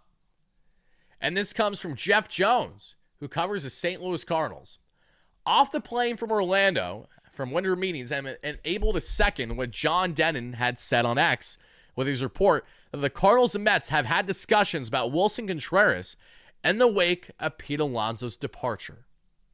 This is an interesting one to me, because I've had some people say to me over the past week and a half, 2 weeks, Wardy, what's your thoughts on Wilson Contreras if Alonso walks? And truthfully, I just didn't want to hear it, because I didn't want to think of not having Alonso more than anything. That's why I didn't even indulge in those conversations. And I also was waiting until the Mets would physically get connected to him in the way that they are now. So the Mets are in Wilson Contreras' market. Let's talk about it. Let's see the pros and the cons that come with Wilson Contreras. Because he's not on a big contract. He's very affordable to the Mets. They have all the assets to trade for someone like him. So, how enticing is Wilson Contreras? The same guy who, mind you, if you guys don't remember, the Mets and Zach Scott tried to trade for with the Chicago Cubs back a couple years ago. Instead, they settled with a guy by the name of Javi Baez, you might know him, and Trevor Williams. Wilson, I would love his brother to pair with Alvarez. I'll tell you that much. I would love William. He's a great catcher. Wilson Contreras this season had 20 home runs, had a 257 average, a 344 on base, a 447 slug, right around an 800 OPS. But this is interesting. Look at these numbers, guys. You have to remember, Wilson Contreras is not a catcher anymore. He's a first baseman. Listen to what his defensive metrics are. You might be jaw dropped if you were not aware as to how his season went. 71st percentile in batting run value. Not a good base runner. We know that. Just look at him. 77th in fielding run value. 87th in XWOBA. 62nd in expected batting average. 85th in expected slugging, 63rd in average exit velocity, 86th in barrel percentage, 83rd in hard hit percentage, 76th in sweet spot percentage, 95th in bat speed. Well below league average and squared up. Chase percentage 35th, 23rd in whiff, 24th in K. We know he struck out at a good rate this past year, just below league average and walk percentage. But I'm not here to just talk about the offensive accolades for Willson Contreras. What is Willson Contreras that Pete Alonso isn't? In the first effing year that Willson Contreras commits to being a full-time first baseman for the Cardinals, he's 10 times the defender that Pete Alonso's ever been in his career. And no, I'm not exaggerating. 91st percentile in outs above average. Like, are you kidding me? I heard rumblings that he was good this year defensively, but I didn't know he was this good. Like, wow. 76 percentile in arm strength, and I get it. He was a very good glove of a catcher to a degree, so it's not overly shocking when you think about it. But this guy literally just transitioned into a full-time first baseman just for the past season or so. So that's damn impressive. League average and sprint speed as well. Contreras is entering his age 34 season, which really reaches a moot point for me because we know that a lot of first basemen can age well as long as they're relative in their production.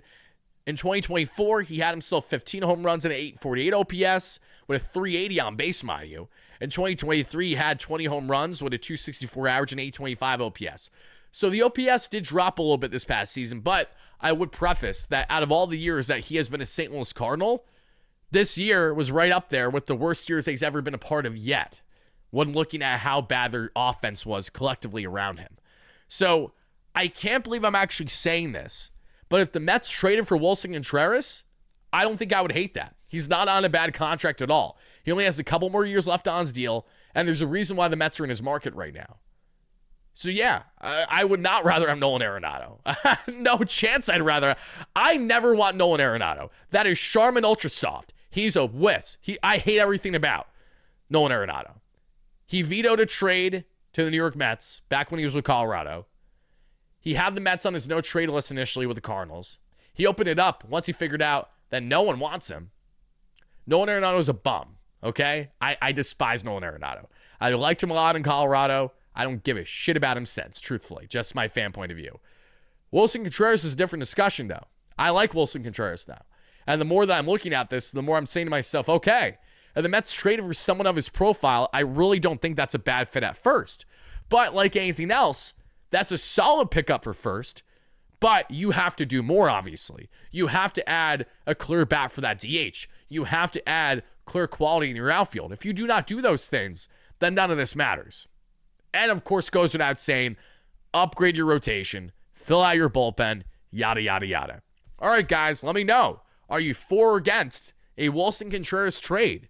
Breaking news that has just dropped that we've seen out of Cardinals camp that the New York Mets are among teams that are in his market. That's so funny. A follower of mine, and they know who they are, Pete on X, at Pete MVP. He first responded to the connection to Contreras, saying, laughing my ass off, F this franchise dog. And then he looked at the Savant page and he said, wait, he's actually not bad. That's legit how I feel with Willson Contreras right now. Like a pleasant surprise. I can live with it if the Mets trade for Willson Contreras. Okay.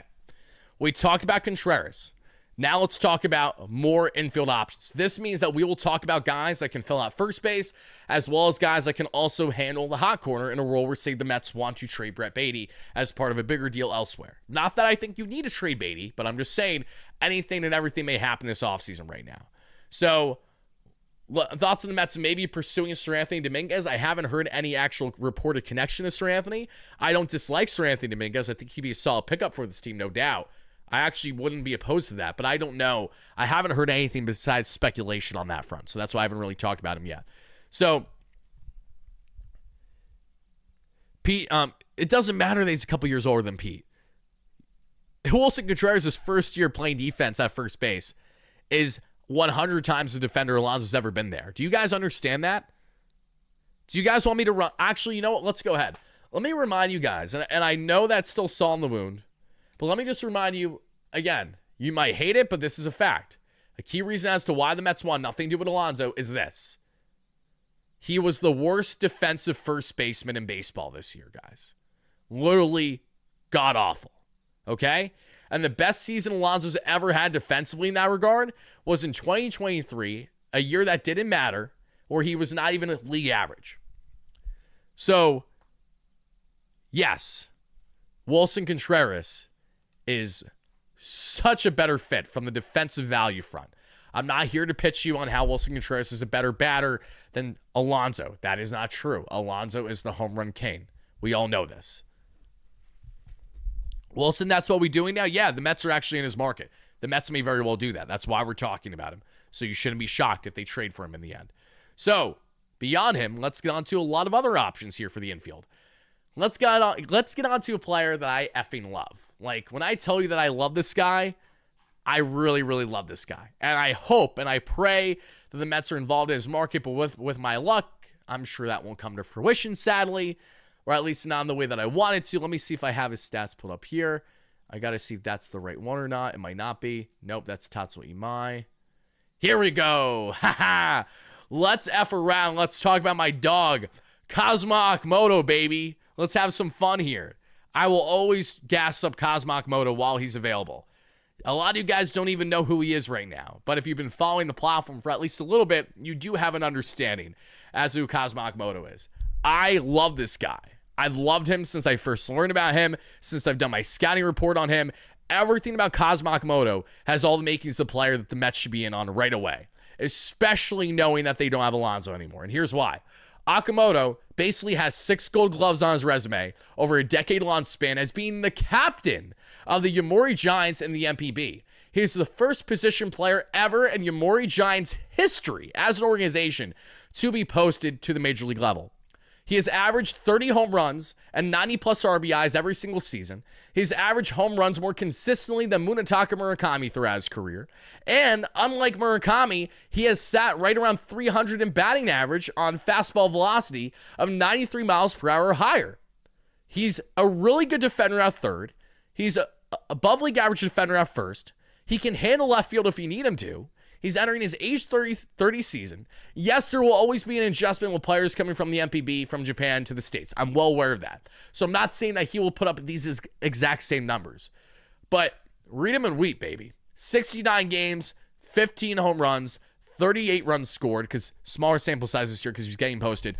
49 RBIs, a 327 average, a 416 on base, 598 slug, 110% above league average in the MPB.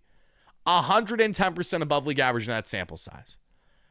Akimoto is everything that Murakami isn't on the front of a certainty as an elite defender, a versatile defender, and someone who will come at an asking price that will be very much a reason for what the New York Mets can handle. So whether you would have signed Akimoto to be a versatile Swiss Army knife for you, getting reps at third base and first base, or if he's someone that you went ahead and traded Beatty to have him be your starting third baseman daily, who has a swing eerily similar, might I add, to David Wright. So you have to know maybe there's more of a connection there than we initially thought. I love this guy. I absolutely love this guy. So if you're asking for my opinion, I want him really bad. Want him really, really bad. But a lot of teams like Akimoto is the problem. And I don't know if the Mets can do enough to separate themselves because Akimoto doesn't appear to be stubborn as to, oh, I need to be in this market or that market. From everything that's been reported on Akimoto, he's kind of down for whatever. He just wants to go to a team that actually wants him and values him and will give him immense playing time. So if that is something that the Mets can fall in the category of, I'm all for it. All for it. Really, really like what we have in Kazuma Akimoto. Again, the longtime captain of the Yomiuri Giants in Japan. An elite glove. Like, basically a 6-time like version of a gold glove there. Playing third base and first base. Can play left field as well. So, for all those reasons, I want Akimoto. I definitely want to hear how you guys are feeling about this. Are you for or against Kazuma Akimoto and the Mets potentially trying to land him? I definitely want to know your thoughts. He's anticipated to sign on either a 3 or 4 year contract. Maybe it'll be 2, but I think it'll be 3 or 4. This dude can't hit fastballs. Michael, with all due respect, please get your Japanese players in order. It really pisses me off when fans can't do the basic breakdown of understanding who Munetaka Murakami is and who Kazuma Okamoto is. Kazuma Okamoto torches velocity. You're thinking of Munetaka Murakami. So check yourself before you're going to go out here and make your little rants in the chat, because you have no clue what you're talking about. And that's okay. That's why I'm here to help. That's why I try to fill you guys in on a lot of these guys. So now let's go on from talking about Kazuma Okamoto to now talking about Munetaka Murakami, okay? Let's now go ahead and talk about him. Because Murakami, and let me make sure I pull up the stats, the highlights for Murakami, however. Just give me 1 second, everybody, to do exactly that real quick. The Mets were prematurely linked to Okamoto in the beginning of the offseason, but I have not heard much since. I wonder if things have changed since then or not, though. I really don't know.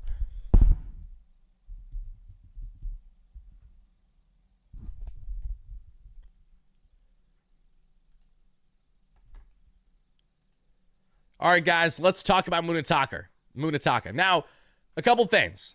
I've ragged on Munetaka Murakami a decent amount this offseason, and there's been a couple reasons for it. But the main reason above all is that Murakami has a ceiling greater than Okamoto, has a ceiling of being a star talent at the major league level, a tremendous lefty power bat that is in comparison to someone like Kyle Schwarber. The problem is that A, Murakami can't play defense to save his life. He makes Mark Vientos look like a gold glove. Not exaggerating all that much. He can't feel that third well. He certainly can't feel that first well. Murakami is more of a DH profile through and through than he is anything else. But why do people love Murakami? Why are they so enamored with Murakami? Well, Murakami at the age of 22 hit 50-plus home runs in the MPB. He has consistently sat 30-plus home runs throughout a normal season sample size his entire career. Just this season alone, he had 22 home runs in only 56 games, 47 RBIs, a 273 average, a 379 on base, and a 663 on the slug. He is a tremendous power bat. David Stearns scouted him in person in Japan in August of this year. And you want to know what happened the game that David Stearns attended? Murakami hit a walk-off home run, a towering home run to right that Stearns witnessed live in real time. The Mets like Murakami, but he was not at all feasible with bringing Alonso back. Now that Alonso's gone, you do have to wonder, would the Mets make a heavy swing for Murakami to be their DH? Because as much as I do have rightful concerns with Murakami and the lack of ability to hit fastballs, this is the problem with Murakami. Buddy has feasted on Japanese pitching at its best, sitting low 90s. Whenever he has faced high velocity, he has been dreadful. Now, you could say to yourself, all right, Wardy, it was a limited sample size when he didn't do well against velocity of 93, 94 plus. You're not wrong, but it doesn't change the fact that he hasn't handled it well. So because he hasn't handled it well, it's hard for me to buy in because there's still so much uncertainty there. Again, the ceiling is greater than Okamoto, but the floor is far worse than Okamoto. And that is where you have to say to yourself, is he really worthy to go after, knowing that he's going to ink anywhere from, say, a 5 to a 7-year contract at least? I don't know. Maybe his market is not at all going to be robust like what we initially thought, and maybe he's going to sell for less. But what I will say is, I'm down for the upside. I'm down for the idea of Murakami coming in. And if he works out, guys, he may completely replenish and fill in the shoes of Alonso and the power that we lost immediately. But there's also a world where he struggles mightily to transition to the major league level. It's tough. Look at that swing. It's sexy. Again, it's just like that Ohtani swing when you have those arms so out. You know, oh my God, it's a beautiful follow through. I like Murakami. I don't hate the guy, but I don't know how I should feel about him, truthfully. So now, guys, answer. Let me know. Are you for or against Munetaka Murakami here in the live show? Spam in the chat, everybody. 25-year-old star slugger coming over from the Japan Pro Baseball League. The most coveted bat coming over from Japan since Shohei Ohtani. Basically a decade ago now, which is crazy. Spam it yes, yay, or nay in the chat. Let's hear it, everybody. Now, to go on for Murakami, because again, he's entertaining. There's plenty to like about him and also things rightfully to dislike about him. let's continue on our infield discussion, DH discussion, if you will. And let's now get rid of Murakami. Let's go up here. And now let's get on to another DH profile who I think just became more realistic for the Mets than ever before. And the reason why I say this is his market isn't good. He's not going to get more than a couple years. And he hits absolute bombs. Guys, let's have the Eugenio Suarez discussion. Now, Suarez is one of these guys that when you look at track record, he's been one of the most consistent home run hitters in baseball for the exact same time frame that Alonso has. This season, in his walk year, he had 49 home runs. He casually had almost a 50 home run season, and yet literally no one gives a shit. Sherman. Hold on. Sorry, guys. You guys are telling me to check an article.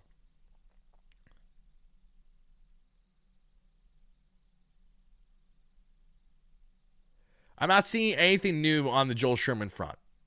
So, if you guys find anything, you let me know. I don't see anything there. Eugenio Suarez is a fascinating player because he's so feast or famine. We know he's so boom or bust. We know that he's a guy that can hit you 30 to 40 bombs and also strike out like a mofo. Even with all the strikeouts, he still had a dominant walk year. 49 home runs between the Diamondbacks and the Mariners was far greater in a hitter's ballpark half the season with the Diamondbacks before being traded to a park where offense always goes to die in Seattle with the Mariners. 49 home runs, 118 RBIs. We're looking at a 228 average, a right around just under 300 on base, 526 slug, just under 4 WAR season, 125 on the WRC plus. And just for context, everybody, he was 0.2 WAR more valuable this year than Pete Alonso because Alonso was that bad defensively. However, Alonso was also 15% better than Suarez on the WRC plus front. When we look at the numbers here, you have 89th percentile in batting run value, horrendous base running, not a good fielder. How I evaluate someone like Suarez, in my opinion, is how someone like Mark Vientos could peak as. And Mark Vientos commits to being more of a DH. Again, Suarez had a good amount of reps at third base last year, but he's not a good third baseman. If you trade for Suarez, he's a guy you want more at DH than anything else. 40th percentile in xWOBA, 3rd in expected batting average, 70th in expected slugging, 55th in average exit velocity, 89th in barrel percentage, 78th in hard hit percentage, 27th in sweet spot percentage, 53rd in bat speed, 18th in squared up percentage, 30th in chase percentage, 4th in whip percentage, and 5th in K percentage. We're looking at 34th in walk percentage. Terrible defensively. Again, 8th percentile in outs above average. You're not here to focus on the defense if you land Eugenio Suarez. You're looking to land him because of the power. And if you are one of those Mets fans that is damned and determined that you need the Mets to find a slugger to replace what you lost in Alonso, you really don't got to look much further than what's right in front of you. Suarez is that guy. He's had the track record better than most. You could say it's a desperate move. I mean, listen, we don't have Alonso anymore. But I don't think it's a desperate move if you land Suarez as your DH option and promptly add to other areas of need. I would actually be ecstatic if the Mets added Suarez for DH. You want to know why? Look at what we can compare and contrast the Mets DH with over the years. Starling Marte, Jesse Winker, okay? Daniel Vogelbach, Tyler Naquin, Darren Ruff, Dominic Smith, J.D. Davis. What do all these guys have in common? They're not good enough. And they don't have power. They're schmucks in comparison. They don't have the power. They don't have anything. Suarez, for as swing and miss as he is exactly the kind of DH profile you would want. He is as prototypical of a DH as they come. That is literally what he is. And the Mets have taken zero advantage of having the DH since it became universal all those years ago. It is now time to take advantage. I don't give a shit how much he's going to strike out. I know he's going to strike out. He's a slugger. He's a full-grown batter from the right side, which is what the Mets are severely lacking now after losing Alonso. That is the kind of guy that makes sense for me. It makes a lot of sense. So Suarez had 824 OPS this year. He had 788 last season with 30 home runs. And the year before that, he had a 714 OPS with only 22 home runs. So thankfully, he's only gotten better each of the past 3 years on the home run front. But he has really been a guy that steadily sat around 30-plus home runs a year. And funny enough, again, his breakout season began with the Cincinnati Reds in that batter's box there that we saw in 2019, where he fell just short of Pete Alonso for the most home runs in the National League. Suarez doesn't hit when he goes to Seattle, correct, because Seattle's literally one of the hardest places to hit in baseball. That has been known. And not that Citi Field is this great hitter's park, but if you have Suarez and if you have Lindor and if you have Soto and say you sign a Tucker or say you sign a Bellinger and say you trade for another guy of significance, before you know it, this Mets lineup will get deep and will look good. But this is the kind of power you want. So let me know, guys. Are you for or against Eugenio Suarez for DH for this Mets team? Let me hear it. Because now that we talk about Eugenio Suarez, let's talk about, in my opinion, one of the best Pete Alonso replacement options out there. If we're looking for someone that brings you offensive upside still at first base, someone who can get DH reps because he's fluctuated with his defense, Yandy Diaz. I know my guy Jake Brown loves Yandy Diaz, and I like Yandy too. I don't hate Yandy at all. I just would want the Mets to obviously do more around the offense if they brought in someone like Diaz, because Yandy's entering his walk year for the Tampa Bay Rays, which means it's prime time for the Rays to trade him. And as you guys can see from these numbers beside me, there's a lot to love. The only thing that there isn't to love about Yandy Diaz is that he this season was, I believe, around like the 25th percentile and outs above average. So not a superior defender at first base, but still clearly an upgrade over Pete Alonso. Outside the fact that Alonso can do better with his scoops, outside the fact that Alonso is just a bigger bodied frame, so he's better to dive out on balls, there's a lot to like about Yandy Diaz and how much he would provide for this offense right away. As we take a look, everybody, look at the numbers down below. 79 runs scored, 25 home runs, 83 RBIs, mind you, for a Rays team that isn't all that good. 300 average, 366 on base, 482 slug, 3 WAR because the defense wasn't great. 35% above league average. For context, that's not even 10% lower than Alonso, so they weren't far off at all this past season. 90th percentile in batting run value, 30th in base running value, a little bit below that in fielding run value, 84th in XWOBA, 94th in expected batting average, 73rd in expected slugging, 94th in average exit velocity. This guy hits the shit out of baseballs. Hell yes. Sign me up. Gap to gap galore. 44th in barrel percentage, 94th in hard hit percentage, 5th in sweet spot, but who cares? 72nd in bat speed, 84th in squared up, 76th in chase percentage, 85th in whip percentage, 88th in K percentage. Not only is this someone who can average 20 to 30 home runs a season, but he consistently hits for high average. He consistently gets on base at a great clip, and he consistently slugs for what has been respectable numbers that we have seen. He had a 755 OPS in 2024. He had a 932 OPS in 2023, and he had it right around an 850 OPS this season. He's in the final year of his deal. He's a guy that you want platooning between first and DH, depending on what's best. You could give him reps at third base, even though you know you're not going to get much defensively there. He's not getting any younger. But this is the kind of guy that as long as he can handle the big market, I'm all for Yandy Diaz. My biggest gripe with Yandy Diaz more than anything is the fact that he's played with the Tampa Bay Rays his whole career.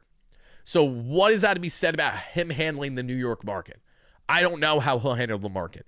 I do know that he's handled playing against the Yankees in the Bronx without a problem over the years, but how would he be to actually be with the pressure of being not only a New York Met, but one way or another kind of being the Alonso replacement?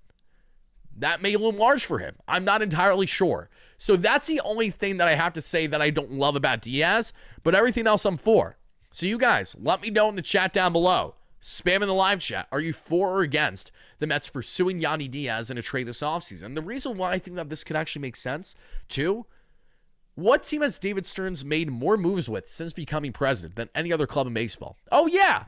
It's the Tampa Bay Rays. So all I'm saying is, if it happens, this shouldn't shock you. And I'm hopeful that the Mets can lend someone of similar ilk to him to shore up that first base / DH area. He's too old for... I disagree with that. I disagree. I promise you David Stearns is going to land at least one veteran for the infield / DH area this year. If it ain't just Marte. The Mets know there's value with veteran players. Doesn't mean everyone needs to be a veteran, but I think he's an exception. I don't think age really matters. The Mets are literally in active trade talks with the Cardinals with Wilson Contreras to a degree. He's entering his age 34 season. So that already reaches a moot point as to, age is a clear decider here. I don't agree with that notion. We talked about Yandy Diaz. Let's continue on with the infield options. Let's get on to another infield option who is not young, but is awesome. And his market's heated up a lot. I have heard rumblings that the Mets have stayed involved in his market even after landing Marcus Semien. But I would be surprised if the Mets land him just because, again, they have Marcus Semien. And that is, yes, you guessed it, Ketel Marte. Oh, my God, he's so good. He's so good. Ketel Marte is not a guy that's known for his defense, especially at this point in his career, but he's known as arguably one of, if not the best bat first second baseman in baseball right now. So why would the Mets at all even consider someone like Ketel Marte for trade? If you either A, consider him or someone else to get reps at first base, like a Semien, for example, or you shift Semien to third base and let him get more of the handle at second base. Let these numbers speak for itself. 95th percentile in batting run value, well below league average in base running, league average in fielding run value, 97th in xWOBA, 96th in expected batting average, 94th in expected slugging, 66th in average exit velocity, 83rd in barrel percentage, 73rd in hard hit percentage, well below league average in sweet spot, 85th in bat speed, 72nd in squared up percentage, 72nd in chase percentage, 63rd in whip percentage, 85th in K percentage, 84th in walk percentage. I'm actually happy to see this. His defense wasn't as bad as I was initially thinking. 74th percentile. It's actually not bad. It's actually very good. So shame on me for thinking that Ketel Marte was a larger liability defensively than what he actually is. I'm telling you guys, if you got to shift Semien to third, figure out what you're going to do with Beatty, bring Ketel in. This is a pipe dream, but here's the thing. Ketel Marte is going to get traded this offseason. The market's heating up for him really bad right now, like in a good way for him. The Red Sox are heavily involved in his market, and the Red Sox may have more to offer that's more appealing than the Mets right now. I don't exactly know. The only thing that I don't like about Ketel Marte, there's one single thing I don't like Ketel Marte. Can you guys figure out what I don't like about Ketel Marte? And to give you a hint, what I don't like about him is actually visible for you guys to see in front of you right now, what you're watching. What don't I like about Ketel Marte? Spam in the live chat. Let's see if you guys can figure it out. There's one specific thing I don't like about him. Perfect. You guys nailed it early. The contract. Exactly. What's up with the knuckles? I get really dry skin in the winter, so my hands crack and break really easily. Like, dry as the Sahara Desert right now. Terrible. 2031 for agent. He's making really good average annual value. That's not the problem. The payday per year is not an issue for Ketel Marte. The problem is he's locked down for another 5 seasons or so. So that's what I don't love about Ketel Marte, who's already entering his age 33 season. So that is where I think there's the biggest asterisk. Outside that, however, no denying, Ketel Marte is the best second baseman in baseball, you could argue. Like, when looking at offensive value and not a clear liability defensively, he's a dog. And yeah, I got the cream, guys. Thank you. I'll make sure to lather up live in real time next time we do a live stream so we can have a nice little ASMR session and get all weird in here. And another thing, a lot of nonsense was spoken on Ketel Marte's character and the so-called issues with him this year. A bunch of bullshit, okay? A lot of misreporting came out through Arizona this year. A lot. You had Perdomo and other players heavily advocating for the media to shut up about him. So what happened was Ketel Marte, who was attending a family matter, if I'm not mistaken, was away from the organization just a smidge longer than what he, I think, was technically supposed to be. And he got massive flack for that through the media that we saw happen in the summer of this year. Not warranted, in my opinion. And mind you, Ketel Marte also was very emotional this year that we saw. His house was broken into. Thank you. I knew it was something along those lines, but I didn't know for certain. I appreciate you clarifying. And that's not an easy thing to handle that he had to deal with throughout the season. And they gave him flack for not being, like, ready, and right back, with the team in time. When at that point in the year, the Diamondbacks were already in a position where they were not going anywhere. Like, actually ridiculous. So I like Ketel Marte a lot. if the Mets landed him, that's nothing short of a blockbuster acquisition. He's a fantastic talent. 28 home runs, 72 RBIs, 283 average, 376 on base, 517 slug, 4.5 WAR season, 45% above league average. Yes, you wonder how would he fare in New York in this market coming from a small market team. And yes, you'd have to wonder how would he fare offensively, knowing he's going from a batter's box in Arizona to somewhere like here. But the point stands, Ketel Marte checks off a lot of boxes of what would be a great acquisition for this team. You guys let me know. Are you for or against Ketel Marte? I know his mom passed away. That I'm aware of. And I know a White Sox fan heckled him about it and made him cry mid-game, which was disgusting. Absolutely disgusting. Now, we talked about Ketel Marte. Let's go ahead and talk about another infielder. This is a player that the Mets have been connected to this offseason. But I'll be surprised if they land him, just because I really don't know how much the Mets need a player like him, especially after landing Semien. Can you guys take a guess as to whose baseball savant page this is? If someone could guess this correctly, I'll be impressed. Can someone guess whose baseball savant page this is?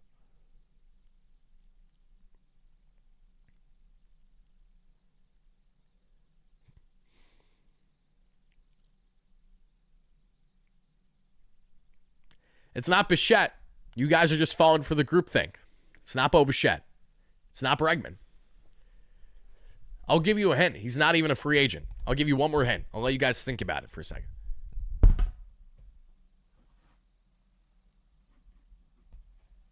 Shout out to Big in the chat, the member. First to nail it. Brendan Donovan is correct. This is Brendan Donovan, everybody. Let's go ahead and break down Brendan Donovan. A lot of people like Brendan Donovan. They like him. Why? Especially for the Mets. He'd basically be a younger, more vibrant version of Jeff McNeil. But a guy who would still bring value to the team now. A versatile player, but not someone who's great defensively. He's around league average. Can play all over the place, but again, not a guy who's going to do it dominantly per se. But there are a lot of things to like about Brendan Donovan. And the main thing is how elite of an eye he has at the plate, as you guys can see. Donovan this past season, 118 games for the Cardinals, had 10 home runs, 50 RBIs, a 287 average, 350 or so on base, a 422 slug, 2.9 WAR season, and roughly 20% above league average as a hitter. He also, as you guys can see, 78th percentile in xWOBA, 93rd in expected batting average, 68th in expected slugging, 46th in average exit velocity, 47th in barrel percentage, 40th in hard hit percentage, 94th in sweet spot percentage, 13th in bat speed, 96th in squared up percentage, 69th in chase percentage, 95th in whip percentage, 92nd in K percentage, right around league average in walk percentage, 41st in outs above average defensively. And mind you, he can play second, he can play left, he can play all over. 66th in arm strength, and not so great with the sprint speed. I think Brendan Donovan would have made a lot more sense for this Mets team if they didn't trade for Semien. But knowing that they've traded for Semien, I really just don't know how much interest they would have for someone like him in his profile at this point right now. Donovan had a 775 OPS this year, and he's pretty much been steady as a high-contact bat each of the past 3-4 seasons now, while having right just under an 800 OPS. Is Brendan Donovan a player that you would like to see the Mets go after and try to trade for? They've had levels of interest in his market, but nothing too absurd that we've seen at this point. Let me know. Are you for or against Brendan Donovan? And yes, he can handle left field fine, but nothing crazy defensively.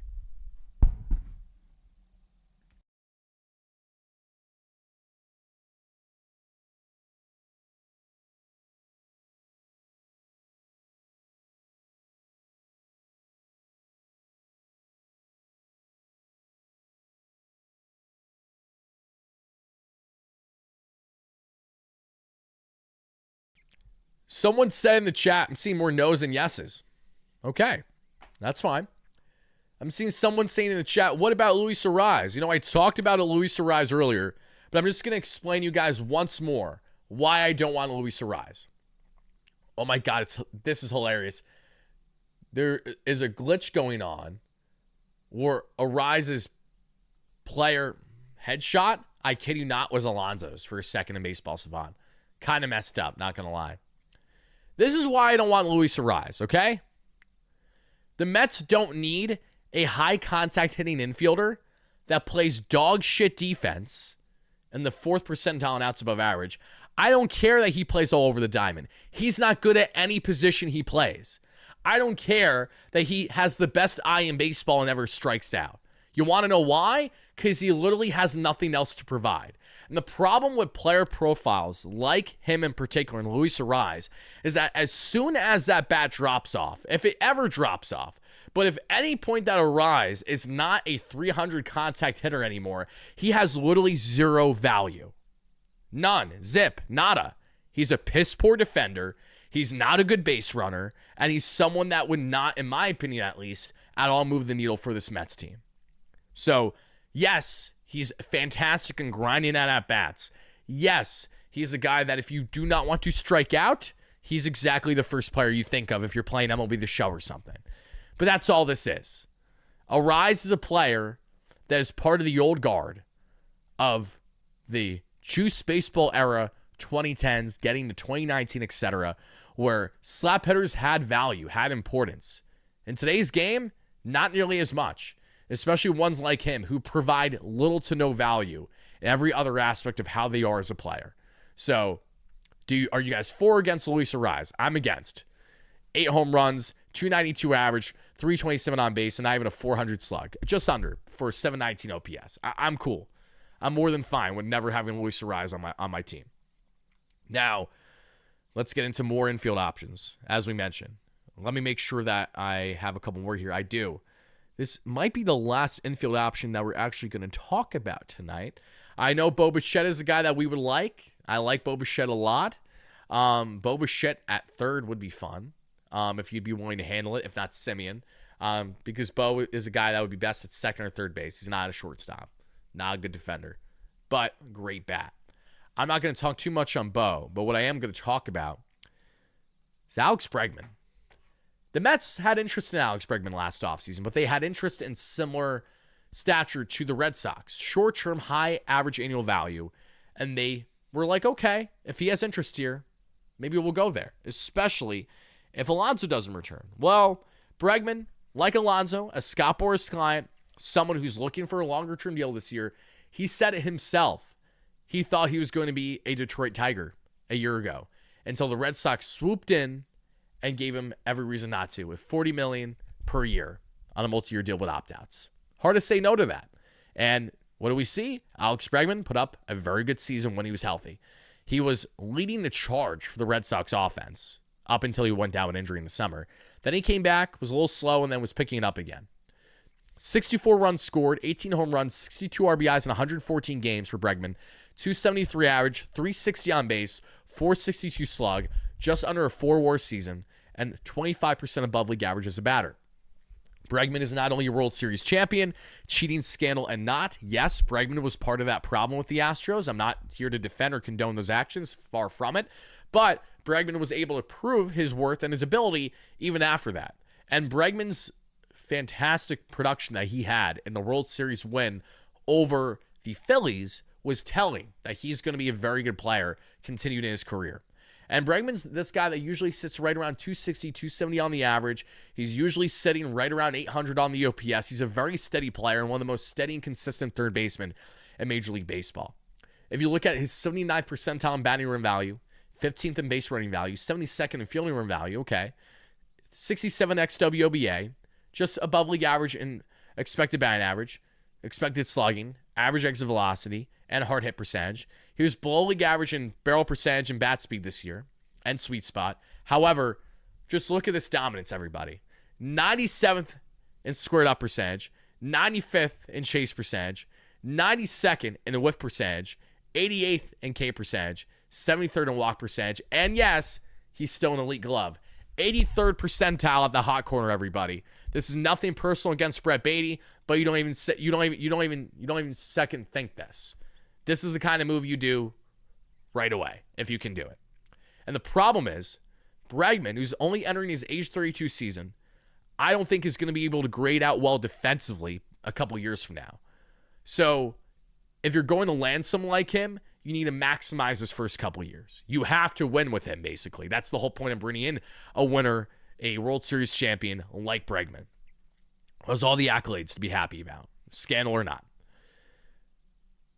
Does he have an appetite to go short-term high AAV again? I don't know. I really don't know. And that's where I find myself kind of, in the seesaw with Bregman, because Boris is pushing hard for him to get anywhere from a 5 to 7 year contract. But no one in their right mind should give him that. They should give him more short-term high AAV and just let him pick what team he has more of a preference for.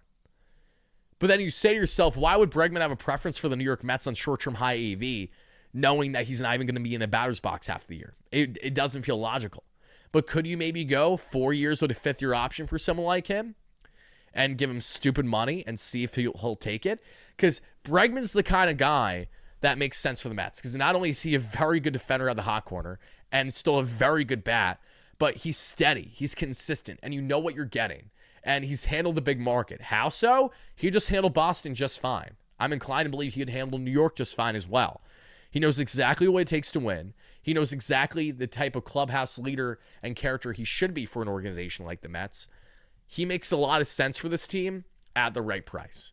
So let me know, guys. Are you for or against Alex Bregman in the free agent market? I would definitely love to hear your thoughts. No to known proven cheaters. That's fine to feel that way. I'm just here to tell you that almost every single team in baseball cheats. The Astros were just one of the few that got exposed for it, okay? If you know the old saying, if you ain't cheating, you ain't trying. You might think that's silly, but it's accurate. Talk to any player, any active or former player, and I promise you, they will all tell you the same exact thing. Almost, if not every single team, does everything in their power to get an advantage. The Astros did it in a nasty way. I don't agree, nor condone how they did it. But they weren't the only teams doing it either. They were just the poster boy for it. And that is why they have such a stank on them winning a championship, on Altuve, especially winning, of course, MVP that year over Judge and everything else in between. Bryce Eldridge, we actually talked about in our live stream earlier today. Top prospect from the Giants. I like him. I like him a lot. JMU, first-round pick a couple years ago. A lefty bat, 25 bombs in AAA this past year. A lot to like about him. If the Mets want to go in a youth movement at first base with immense upside, look no further than the top prospect from the San Francisco Giants, who's supposedly available for trade, and Mr. Eldridge. But again, guys, let me know if you're for or against Alex Bregman in live chat. Thank you so much for that. Now, I said that he was the final infielder we were going to talk about, but I lied. There's one more infielder that we're going to talk about, and I'm only talking about him because the Mets were connected to him today. As much as I don't want to talk about him, let's have the conversation. It's Paul Goldschmidt, okay? Paul Goldschmidt is not a terrible player, but he's not someone that let me make something abundantly clear. I would only want Paul Goldschmidt in the world where he came to the organization and had a JD Martinez-esque impact, meaning that you're not as worried much about what he will do for you on the offensive front, as you're far more worried about the fact that he's one of these guys that'll come in and be great for the clubhouse and great for the leadership. If he was going to come in and help in that regard and be a guy that comes off the bench and gets some reps at first base, while maybe the Mets have a more proven guy that can split first and DH, it's not the end of the world. But this notion that was thrown out today that, the Mets have pondered internal options and Platoonie McNeil and potentially externally Goldie at first base. Miss me with that nonsense. If the Mets roll a Paul Goldschmidt, Jeff McNeil first base next season, I really don't know if I'm going to watch. Like, genuinely, I know I cover the team for a living, but sometimes you just got to take a break. Seriously. Tyler Soderstrom's fun. I do like Tyler Soderstrom, but he can't play defense to save his life. That's part of the issue with Tyler Soderstrom. Not good defense early in his career from everything that I've seen. Fun bat, though. And there are some similarities that people have equated to with him and another former A, that being in Mr. Matt Olson. So, yeah, Paul Goldschmidt, when you look at these numbers, they aren't terrible. They're not. He was actually a league average, if not above league average in like everything. He batted .273 with a .328 on base and a .403 slug. But a .731 OPS for a guy entering his age 38, 39 season. No, thank you. That's how I feel. Also, 22nd percentile. He's pale. He's a shell of himself. Paul Goldschmidt defensively. This is what I think of when I think of Paul Goldschmidt defensively. This is him in 2019. And I understand 2019 was a long time ago. That was Alonso's rookie year. This is what I think of when I think of Paul Goldschmidt. He's not that guy anymore. He's far from it. This is the Paul Goldschmidt that we're getting now. So, no thank you. Now, to go on from Goldie, everybody, we talked about all the infield options that you need to know about. We talked about basically all the outfield options you need to know about. So, do we want to go with starters or do we want to go reliever route now? Which route do you guys prefer that we address next? And once we're done addressing these, I'll answer some more comments and then we'll wrap up the live show. Also want to make sure that I didn't miss any donations. Let me go ahead and check this quick. And again, guys, I don't know where we are at in the like count, but if you haven't already, please continue to smash that like and subscribe on. I really, really appreciate it.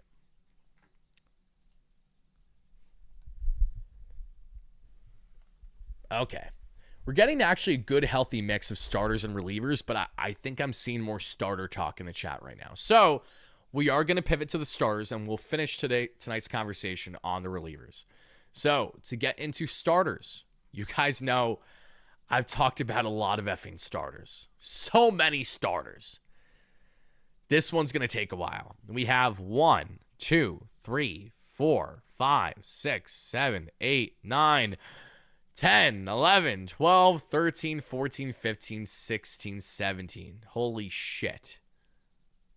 We got to rapid fire this. My goal is to talk about 17 starters and hopefully no more than a half-hour span. We're going to rapid fire the hell out of this, guys. All right. I can only smash a like and sub button so many times. I know, Supa. Thank you so much. I appreciate you. Okay. Let's start from the top. Let's start with the guy that everyone wants. Tarik Skubal. I don't need to pitch you on Tarik Skubal. I'm not even going to rattle off his baseball savant numbers. And I'm not even going to relay the numbers down below. We have talked about Skubal extensively on this platform. Look at this. Just look at this. The best pitcher in baseball. Back-to-back Cy Young Award winner. He is everything that we could have possibly want. He is what would be our new Jacob deGrom. That is what Tarik Skubal is. 100 strikeouts with his changeup alone this season. Touches 98 to 100 consistently on the gun. A towering 6'3", north of 250-pound frame. Coming off of back-to-back seasons of 190-plus innings. I don't need to sell you on Tarik Skubal. He is who he is. He's the best pitcher in baseball. And the Mets famously missed out on landing Garrett Crochet last offseason to the Red Sox because they didn't have as deep of a farm. Fast forward a year later, the Mets are the best position organization in baseball to land Tarik Skubal. The only thing that can throw a wrinkle in this, in my opinion, is the LA Dodgers if the MLB colludes and says, you know what, we're just going to give you him because we want the Dodgers to separate themselves from everyone, and we want to make sure that these CBA negotiations get nasty. That's the only world I could see him being traded to the Dodgers. And I pray it doesn't happen because I know the Dodgers and Tigers have made trades of recent years. Most famously, Jack Flaherty, of course, as we know, being traded between those two teams and won a World Series with the Dodgers, his hometown favorite team, in 2024. So I hope there's no positive connection there. That's the only thing I'm concerned about, is just the Dodgers being the Dodgers and this being like a Luka Doncic situation going to the Lakers when it was all colluded, nasty work. We all know the story there. Rigged job galore in the NBA. Tarik Skubal's the guy, okay? I think you all want Tarik Skubal. The only issue with Tarik Skubal is that you have to give up a king's ransom. You have to give up an effing haul if you want Tarik Skubal. And the reason why I don't give a shit about that is because I want to win now. And Tarik Skubal is the most immediate path to win now. He was almost 7 WAR this season as a starter. 11 K per 9, 1.5 walks per 9. He's amazing. He's literally amazing. Give me Tarik Skubal. Give me him now. Need I say more? Spam in the chat. Let me know, guys. Are you for or against Tarik Skubal? Mets linked to... Is that true? Let's see.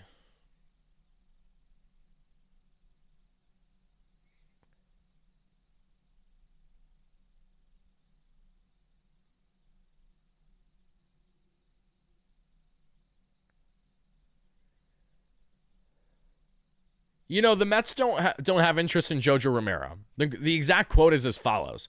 Well, the Cardinals are already fielding several calls about Brendan Donovan and Jojo Romero. They have queried, let's see. Yeah. They were queried by the Mets with interest in Contreras per source, especially now that Alonso is gone. Contreras is expected to waive his no-trade clause to play in New York. Wait, what?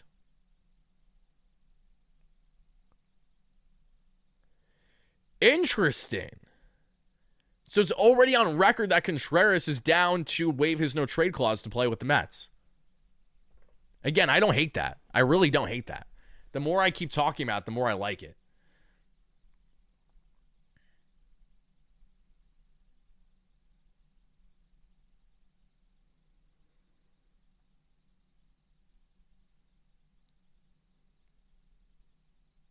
It's funny reading the comments, too, because when we talk about Contreras in particular, there's this divide of fans like myself who didn't think he really had a good year. And then when you just look at him and you see, oh, shit, he actually had a very good year.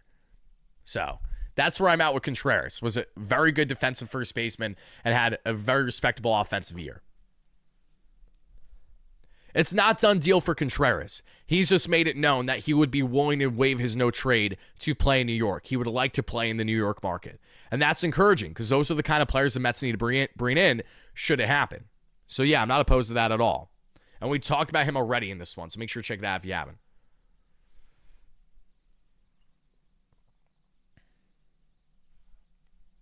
Contreras is old, but who gives a shit? As long as he's productive, who cares if he's old? It's not like we need him to play the outfield. Nor does he need to be our catcher. But Tarek Skubal, give me a yay or a nay in the chat, guys, if you're for or against him. Wardy, are you for Skubal if it meant McClain? No. That's where we reach the hard line in the sand. No chance. Makes no sense to trade for Skubal if you traded McClain away. It would be counterintuitive.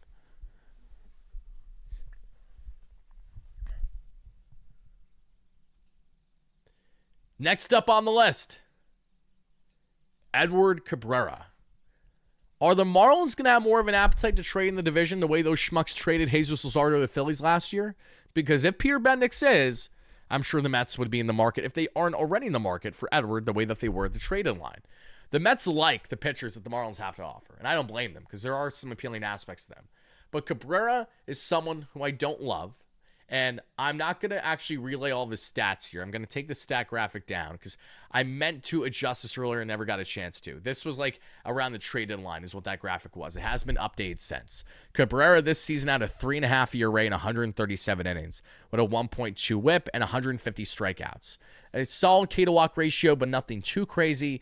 He's still young. There's still upside with Cabrera, the 6'5", 217-pounder entering his age 28 season.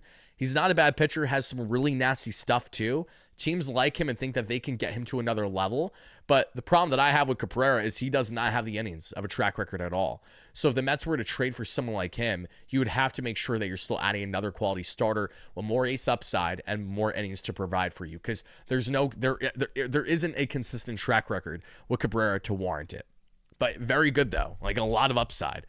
94th percentile in breaking run value, 88th in off-speed run value, 87th in fastball velocity, 74th in chase percentage, 78th in whip percentage, 74th in K percentage, right around league average in walk percentage and barrel percentage, 74th in ground ball percentage. Extension, we see right around 55th that we see there, and 45th in barrel, 43rd in walk percentage. So again, nothing crazy. But would I take Edward Cabrera at the right price? Absolutely. It comes down to price point for someone like him because you don't want to give up a massive haul for Cabrera because there's still a lot of uncertainty with the lack of innings, and also can the Mets tap in and get even more out of him than what he's gotten so far in his career?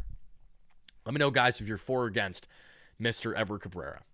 Now, we talk about Cabrera, so I think it's only fitting that we talk about his teammate, the veteran that a lot of Mets fans would like, because even though his baseline numbers aren't overly sexy, Sandy did settle down really nicely in the second half this year. After having an inflated start, returning from injury, not looking great, Sandy is a workhorse, and he still provided 31 starts and just under 180 innings this past season. He kicked our ass, if you guys don't remember, multiple times this season. And one thing that I remember famously in that first series of the year against the Marlins was how many Mets, headlined by Juan Soto, Francisco Lindor, and etc., like going out of their way to talk to the media and advocate for how much they would like Sandy Alcantara on the Mets. That like doesn't happen at all commonly. That you have to begin a season as you're facing the guy, saying how much you admire him, and would like him on the team. Like, that doesn't happen too often. So clearly the Mets and their core is already sold on Sandy. The Mets have liked Sandy for years. But the problem with Sandy, again, is he's able to provide the innings, but how good and how durable is he going to be as he enters now his age 31 season?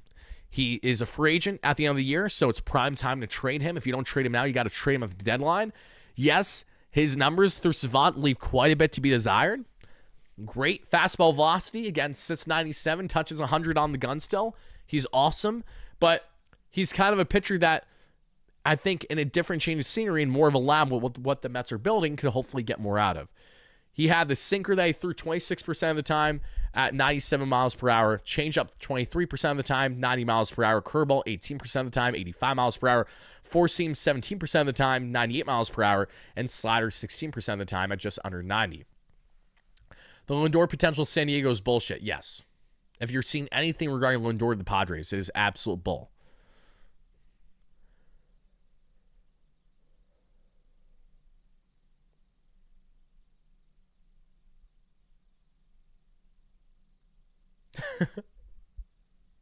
Guys are cracking me up. 79 percentile in fastball run value, well below league average in breaking run value, above league average in off speed, below league average in all the expected numbers, basically, with the exception of chase percentage, walk percentage, barrel percentage, right around league average there. Above league average in ground ball percentage is 72nd, so the 6'5", 200-pounder induces those ground balls, and 91st in fastball velocity. If you bought in on someone like Sandy, you are expecting you're expecting him to try to get back to his similar ace form. And I think the Mets could tap into that fairly well. I don't hate the idea of him. But knowing he has a 2027 club option, not technically a free agent, right? I think he'd be a free agent otherwise in 2028. Definitely a guy that I'm down with at the right price. Yes, Padres fans are just messing with Mets fans because Mets fans have made a lot of proposals about Tatis. That is accurate. I know that for a fact because Shad's my guy on X. He knows who he is. Master Flip has been coming up with all these ridiculous hypotheticals for a Tatis trade. He's posting like Tatis and Mets uniform graphics daily. He's the reason why you're seeing Lindor to San Diego nonsense, just because Padres fans aren't happy with him. And I can tell you this in confidence because I've seen it on my timeline the past week or two. It's been pretty funny. But let me know, guys, are you for or against Sandy Alcantara? Sandy had 184 innings the last time he had a fully healthy season. Prior to 2025, it was 2023 because he was out all 2024 with injury. Before that, 228 innings. We know he's a workhorse, and we know that Don Mattingly drove him into the ground. He started 6, 7, 8, 9 innings every single start under the Mattingly regime. He missed all of 2024 that we saw, but now 2025 rebounded in the second half after what was a very frustrating first half for him. Speaking of flamethrowers, let's talk about Hunter Green. Now, this is not a guy I'm expecting to be traded, but the Reds want to maximize value and get crazy. Trading Hunter Green would be a good start. And Hunter Green is one of the best starters in baseball right now. Amazing. 6'5", roughly 250 pounds, throws absolute gas. Like, he's a special talent. Very special talent. But because he has club control, because he's not a free agent until 2029, and that's a club option, mind you, so it's beyond 2029, you're going to have to give up the absolute haul for him. No doubt about it. You can't not, because there's no other way to suggest why the Reds would do it.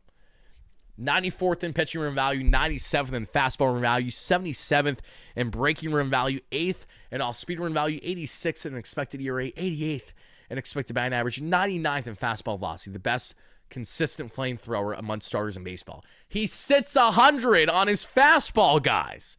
And 19th in average exit velocity, because when he gets hit hard. Makes sense because he throws so hard. 89th in chase percentage. 90th in whip percent. Remember when Green carved us up in that series that we lost to the Reds this year, which was like the continued demise of us, when Jonathan gave up like 3 home runs on 3 fastballs? Remember that? I remember that. Hunter Green kicked our ass that series. Whip percentage, 90th percentile. 93rd in K percentage, 82nd in walk percentage. Who are you giving up for Green? It's more so who are you not giving up for Green? Because that's how costly he would be. He's a fantastic talent. Fantastic talent. And the crazy thing, he's only a 3-pitch pitcher, you know? 4-seam, throws 54% of the time, all gas, no breaks. 99 to 100 plus. Slider, 35% of the time, 90 plus. Splitty, 11% of the time, right around 90. He's so good. Fantastic player.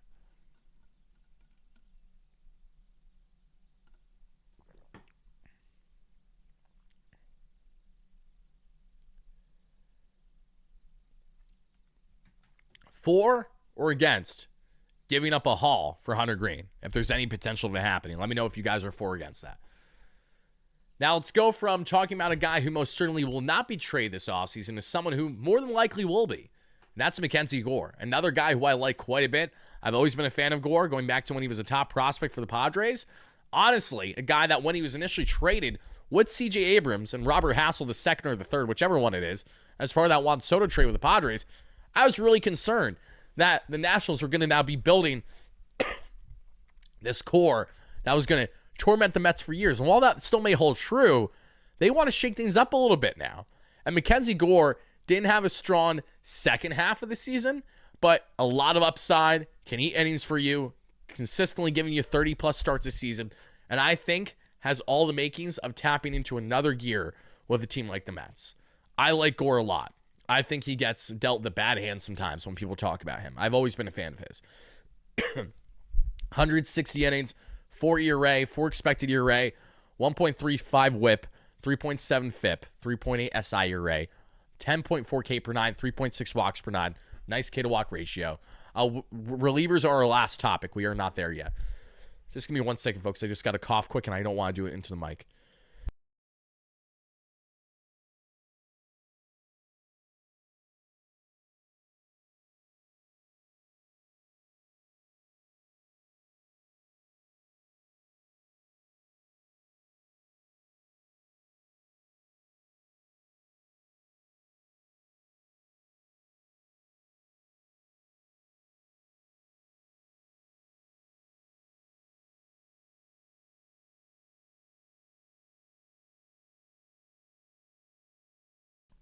And yes, I know the Mets are in Wilson Contreras' market. We already talked about him in tonight's show, and we'll talk about him tomorrow as well.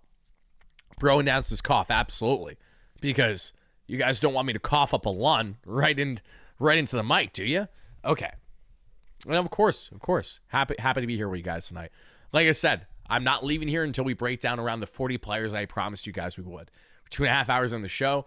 We ain't done yet. We got a lot more starters. But Gore, I'll be quick on. I like him quite a bit. Four-seam fastball, 50% of the time, 95 plus, can touch 97, 98. Curveball, 24% of the time, 82 miles per hour. We see slider, 12% of the time, right around 87. We see changeup, 10% of the time, right around 86. And cutter, 5% of the time, right around 90. I like him. Give me a yay or a nay. Are you for or against Mackenzie Gore? Again, entering his age 27 season, 2 years left of club control, and a guy that's definitely going to be traded. Let's see. Did someone just say Ramon Laureano? So, I saw someone mention Ramon earlier to me, but I don't understand why. And the reason why I don't understand why is because Ramon Laureano is not available. He literally just re-upped with the Padres. Are the Padres going to trade him right after they just signed him to a new contract? Highly doubt that. Highly doubt that.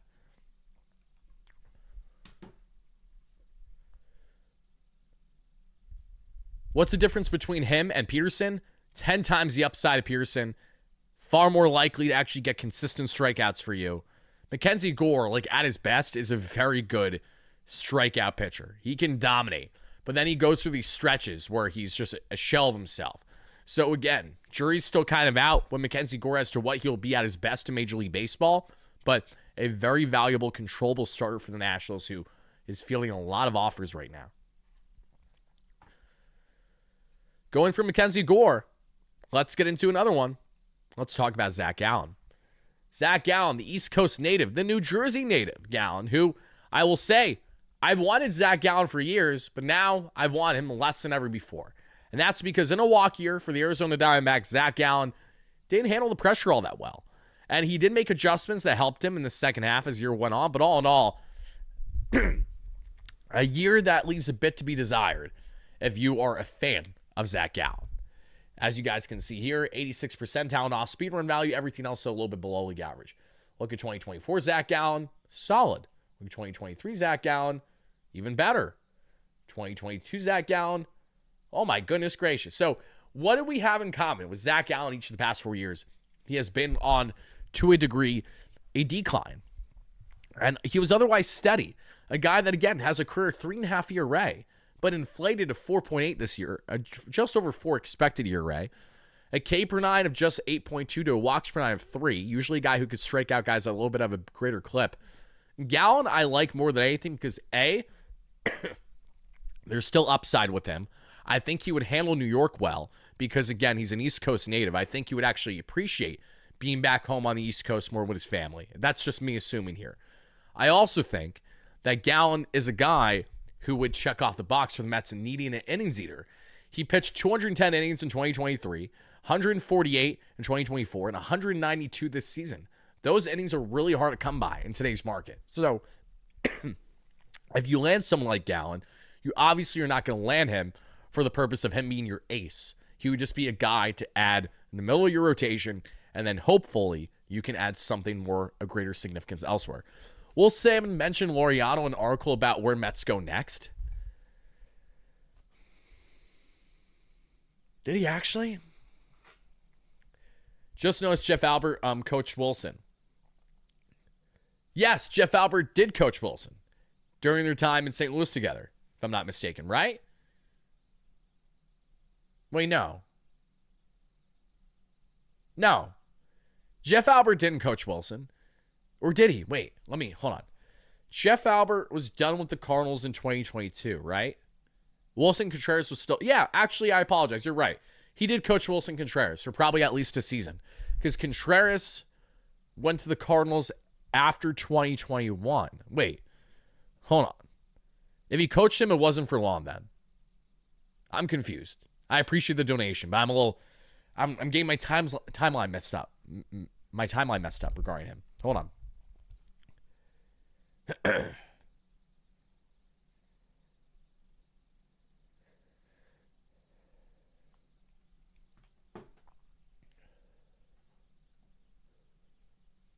But yeah, all in all, I like Gallen. I don't love him. You guys let me know if you're for or against Zach Gallen. If down, Freddie Peralta. Now, I'm going to be very brief on Freddie because we've talked about him daily the past, what feels like north of a week now.